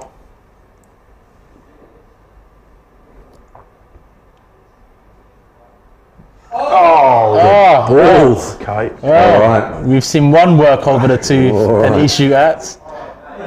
Did I just see someone with a Liverpool shirt in the crowd there? Oh my. Oh, taking the mick. That is a good one. That's a good one, boys. Yeah. You know what the thing is? then The if way he he ran stands up, there, he I just thought he was catches going it, to rifle it. I actually thought he was going to rifle that. Nice penalty, man. No. If Right, that so worked, how would you take a penalty? Would you Not like that. Would you you just blast it? yeah, I just do it properly every time. I don't think I haven't got the balls to do that. I'd probably mix it up. Oh, who's this guy? Smith, Oh. he must score. And then it goes to sudden death, doesn't it? If he doesn't. Yeah. No. Milan's would have. He played with his shorts, Julian. Does that make a difference? Is that what? He played with his shorts. Does that make a difference? Oh, obviously it does. Yeah, it certainly does. His keeper's always got some expression in his face. Like, Poor penalty. poor, very It was poor, poor. very poor. So it's still 4-3 Arsenal. Milan's last penalty coming up. We did kick off the penalty shootout, right? Yeah. We did, yeah. Cedric. He took that dinky one, didn't he? Like, Yeah. really under a lot, not pressure, but it's a little bit of pressure on this one. Yeah, well, to keep them in it. But it's just who wins the penalty shootout. We've won the trophy already over 2 games. I want to win it everything. Yeah, I would do as well. Yes, everyone the penalty shootout. Yes, that's what I like to see. 4-3. Milan missed their last penalty. Maximum Yeah. points available Yeah, that's in the it. tournament. There you That's go. all. And look at the teams you in go. the tournament: AC Milan, Liverpool, and Leon. Yeah. And we're number 1. Yeah. Oh, we are. That's a. I know, it's a fact. I like Julian's philosophy. He's right. Yeah, look, I'd rather finish with the maximum points than not. Do you know what I mean? I'm not sitting there. I mean, ultimately, this tournament, the teams in this tournament were of a far higher quality than the teams in our Europa League group. severely weakened though. Yeah, but we've been severely weakened as well. So we had a stronger team out there today. And probably, maybe not. Listen, it's been a good workout for both games. I think, you know. I think the tournament served its purpose. Man. Yeah, it No, served the purpose. listen, It's I'm generally not right. dismissing it. For what it is, it's about getting the players fit for the Premier League coming up. I just won't call it a trophy. I won't look at the teams in it and say, you know, we can take much from it. You can not call it a trophy, but We can't have it It is both a ways. though. trophy. If we're gonna take the piss out of Tottenham for talking about the Audi Cup or whatever, then we can't place any emphasis on this either. do you know what I mean? Here's the difference. Tottenham haven't won a major trophy I'm since aware. 1961. I'm aware. Therefore, what we're doing is we're taking the piss out of the fact that they haven't won it for 61, 62 years. No, but when they won the Audi Cup, Yeah, when they won the They Audi won Cup, the that FA was- Cup in that- '91. That's a major trophy. that's their last. Yeah, it was at the time. Okay, the major trophy in '61. The last major trophy in '91. Yeah. And they should never have won that because it wasn't even a free There you go, kick in the Julian. Take a semi-final. picture. There's the table. Yep. We're top of 8 points. So we're top. So we're top of the Europa League group. We're top of the Premier League. We're top in, what was the tournament we played in Florida? Won that as Florida well. Cup, wasn't it? Florida Cup. We Yeah, won that won one as that. well. So basically everything we're entering, we're winning. Magnificent. Yeah. Magnificent. And that is The Florida Cup, we was there for that. We was there for it. We were in hospitality. We was. Remember, we was in half the hospitality. game we were. Yeah. Half a game. Where was Julian? I was Yeah. between them. He walked straight in. Honestly, we got invited into this box, right? So we ran a bit late. You were there as well. Yeah, me and Turkish went up and yeah. met the hosts and chatting away, like, and Julian's gone straight to the food and drink. He didn't even come and say hello. I was so and then pleased after with him. he's eating and like, oh, go on, mate, thanks for the And then we made him feel bad about it, and he's like, Yeah. all right, do you want a hot dog? yeah. I want And he to didn't get even him. come back with us with an hot dog. We was introducing ourselves to the people. He come back with his hot dogs. And even the bloke went to him, oh, look, you know. Your friend's enjoying it. Right. You didn't even get us one. You know, the more I get to know you, the less this stuff surprises me. You know that, honestly. I was showing my gratitude by enjoying By the filling your occasion. stomach, Yeah. And then he went out to the box next door because they didn't got some cakes. Chocolate cake. Yeah, but there's loads there. Didn't you do something similar at Wolves as well? Or am I making that up? Julian does similar everywhere he goes. There is a pattern of behaviour. There's definitely a pattern. Listen, we've got 5,000 in the building. First and foremost, people, hit the like button, get it up to 2,000 since there's 5k in there. I think that's very fair. We're already past 1,000, so big up everyone that's hit the like button already. Main takeout from the game before we pass it over to the other lads to wrap it up. Sheroy, main take from the game? The hunger of the team. A lot of people wouldn't place emphasis on this. Players didn't have that attitude. They went out, wanted to win everything, wanted the 3 points, and that's all you can ask for in a friendly tournament. Yeah. Julian? I'm not going to use the word ecstatic because, as you quite rightly point out, it's a friendly, but this is the happiest I could be in December when Arsenal not playing competitive games. Fair assessment. Yeah, fair enough. That's fair enough. It's fair enough, isn't it? No, I echo what both have said there. As Sheroy was saying, that's what I was impressed with: the hunger, the way, the desire to put work in, the work rate, defending, winning the ball back, and all that was very, very impressive. And of course, it's going to get better when we've got better players to come back. But all in all, that's been a good workout, and it's good to see the Arsenal back. Yeah, I tend to agree with all of you guys. I'm looking at some of the fringe players and I'm impressed by how they've come on from the Europa League game and then the pre-season. Vieira in particular is one of those. Tierney, I like the way he's coming in. Obviously it's not as competitive as the Premier League will be, but he's obviously learning a new role in that position of his. So yeah, well done to the team, well done to Mikel. Move on to Juventus this weekend, Saturday. Expecting to see more of the first team players involved. Hopefully Zinchenko's there. I hope maybe we see Emil Smith-Rowe on the bench. Maybe we see Saka, Xhaka, and some of the other players that have returned or are returning over the next few days. We will see. We will be back here for a watch-along this Saturday, so make sure you guys are tuned in right here. Let's pass it over to the lads with the tactical pads to wrap it up. These are just some awful names. We'll have to arrange a meeting to discuss what we I think it's name. bullying at this point. Anyway, here we are. Look, Here at the I explanation station. I think Turkish made a good point. You know, I think ultimately coming through, getting minutes, seeing how the team that were playing regularly in the Europa League, some of those individual players have come on. You know, and I know, okay, Leon and AC Milan aren't at their very best. I know they've got that winter break, so they don't need to be as close to full fitness and full sharpness as we do, and maybe that's reflected to a degree, but I think there was something to like about Arsenal's sharpness, how ready they looked, like we saw in pre-season. And what did those 6 wins in pre-season back in the summer do? It just set the tone for that amazing start in the first 14 Premier games of the season, and for Arsenal to show a degree of sharpness, intensity that complements what we've been doing for most of the season, I think is all we can really look for in this Dubai Super Cup. Yeah, the last thing we said this before, the last thing we want is to have lost some mid-season, pre-season, pre-restart games, whatever you want to call them. Yeah. Be sitting top of the league, be through in the Europa League, have the FA Cup coming up, and just not be on any form. You know, they won the games. That's what would have been asked. You know that Arteta and the rest of the technical team at Arsenal will be looking at it and saying, okay, cool, we won. You did exactly as you should have, but let's break down the performances. So it's not like we've lost the games and then they've got to look at what went wrong. It's more what could have gone better, which I think is always a good way to be able to look at things. Yeah, I think the second half was a level above the first. I thought against Lyon we were absolutely superb. I think the Lyon game was our best performance, but AC Milan caused us a lot more problems, so I wonder whether that's a factor. And also, don't underestimate what the difference makers, that being Saka, Martin, Jesus in the final third, what they do for this team. Now, I thought Nketiah was actually really good across both games. I thought Nelson absolutely showed his moments and Vieira absolutely showed his moments, but they are not quite what that first front three is. Yeah. But Nketiah definitely showed a sharpness and that kind of combination play that we look for. And I think Arsenal can generally come out, that they'll leave Dubai soon, they'll get back for this friendly in North London at the Emirates, Juventus at home. Will we see some more senior players in there? I think Xhaka, Ramsdale. You reckon Ramsdale? Yeah, he didn't kick a ball for. Well, no, yeah, I guess. Yeah, I think Turner will get 45. I think Ramsdale will get 45. I think Xhaka will get some minutes. And I think we'll see Martinelli and Saka on the bench because it's on Saturday. It's then 9 days before the next one. When did they get knocked? So it would be a week after they got knocked out.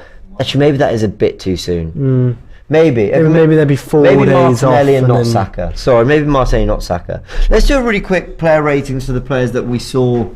A genuine sort of good amount of time of. Obviously, Hein. I like him. I've been praising him all game behind the camera over here on the explanation station or whatever you want to call it. I like him. I mean, we're lucky that we've got Ramsdale, who's a great keeper. Turner really showed the world that he's also a decent keeper for the USA. But I think having Hein as a backup to the backups is great. If you remember, Emi Martinez was in fact the third choice for a while. Long time he was at the club before he really got his chance. Had his time out on loan. I'm not sure. I couldn't tell you how much loan action Hein has had, but puts him in the window, I guess. So he could be off on loan. Arsenal have 2 other young keepers, and I think his name's Grasic and Hilson as well, who didn't get any games, but still the fact that they've had this experience to train with the more senior team in what is a competitive friendly, can't complain. I enjoyed him. Okay, what would we give him out of 10? An 8. Sure. Did what was asked of him. Conceded 1 goal across 2 games against. I don't think. He did well in the last penalty shootout. Yeah. Made a save in this one as well. Yep. Fine. Let's go through the others. I mean, Cedric, I'm giving a 7. Oh no, he didn't start. Sorry, let's go to White. White, I would give him a 6. Yeah, 6. I think he was good. I don't think he was absolutely at his best or particularly near it, but I think he was good and certainly not a problem. Would you agree with 6? Yeah. 6. Holding? He got spun at one point by so that could have easily been a goal. I don't think Hein was gonna get to that either. So for that reason, I'll probably go for a 6. Yeah, I'd lean towards 7 because I thought actually largely he did really well throughout the game. Yeah. Gabriel? 7. Yeah, fair enough. Tierney? I give him an 8. I quite like him. I think Tierney he did well. I think he was today. good going forward and defensively. Yeah, I agree with that. Tierney an 8. Partey returns to the team. 7. Yeah, 7. I'm happy with that. Some others come in. Gent says White got a 5, Holding a 3. Holding wasn't that bad. That's very harsh. Yeah. In midfield with him, Odegaard. 8. Yeah, very good. Lovely free kick. I know. If we should score that from that distance, it's exactly the right area for him. Yeah, maybe, but never easy to execute. Yeah, exactly. Up and down over other the players wouldn't. So yeah, I think he did well there. What do you think? What do you think of Lokonga's performance today? I think he showed some real flashes, but then you can see where he's not quite. In areas he's not as strong, especially when you put someone like Partey next to him. You can really tell the difference. Do you know what I mean? Yeah. In experience, I'd probably give him a 5 or a 6. I don't know if that's too harsh. I would give him a 6. Okay. I think he was fine. No, 5 is fine. 6 is good. Yeah. It was goodish. Yeah. What about Vieira? 7 or 8. I think he had some good moments. I'd give him a 7 because I think the assist is really good, the dip of the shoulder. And I think in the second half, he had some really good moments when he was running at their defence and causing some problems. But I felt largely he didn't impact the game where I've liked him to in the way he did the Lyon game. What about Nelson? Well, he got his goal, but I don't think he was as on it as he could have been. He was running at players a lot. Yeah. I thought he was quite I'd probably give him a 7. positive. Yeah, I think I'd go with the 7 as well. What about Nketiah? Bit disappointed, if I'm honest. This is the kind of game he should be nicking 1 or 2 goals. Sure. But he didn't. Contributed really well in Yeah, terms of the hold up play and, he had running at chances. players and trying to make things happen. I thought I'd give him a 6 or a 7. Yeah. I don't know if that's fair. I would give him a 7, but Okay. an 8 sounds too high. No, but no. I think he was probably better than Vieira. I'll take a 7. Vieira's a 6. I'll take a 7 for Eddie. But listen, ultimately everyone played very well. We saw our Cedric come on. I thought Good to see some youth players in there as well. Yeah, I'd give Cedric a 6. You? Yeah, I probably wouldn't have a rating for any really the subs. The game was kind of good half, slow. though, no? Yeah, it was good. Yeah, Cedric but El Neni. yeah, I mean, I like El Neni.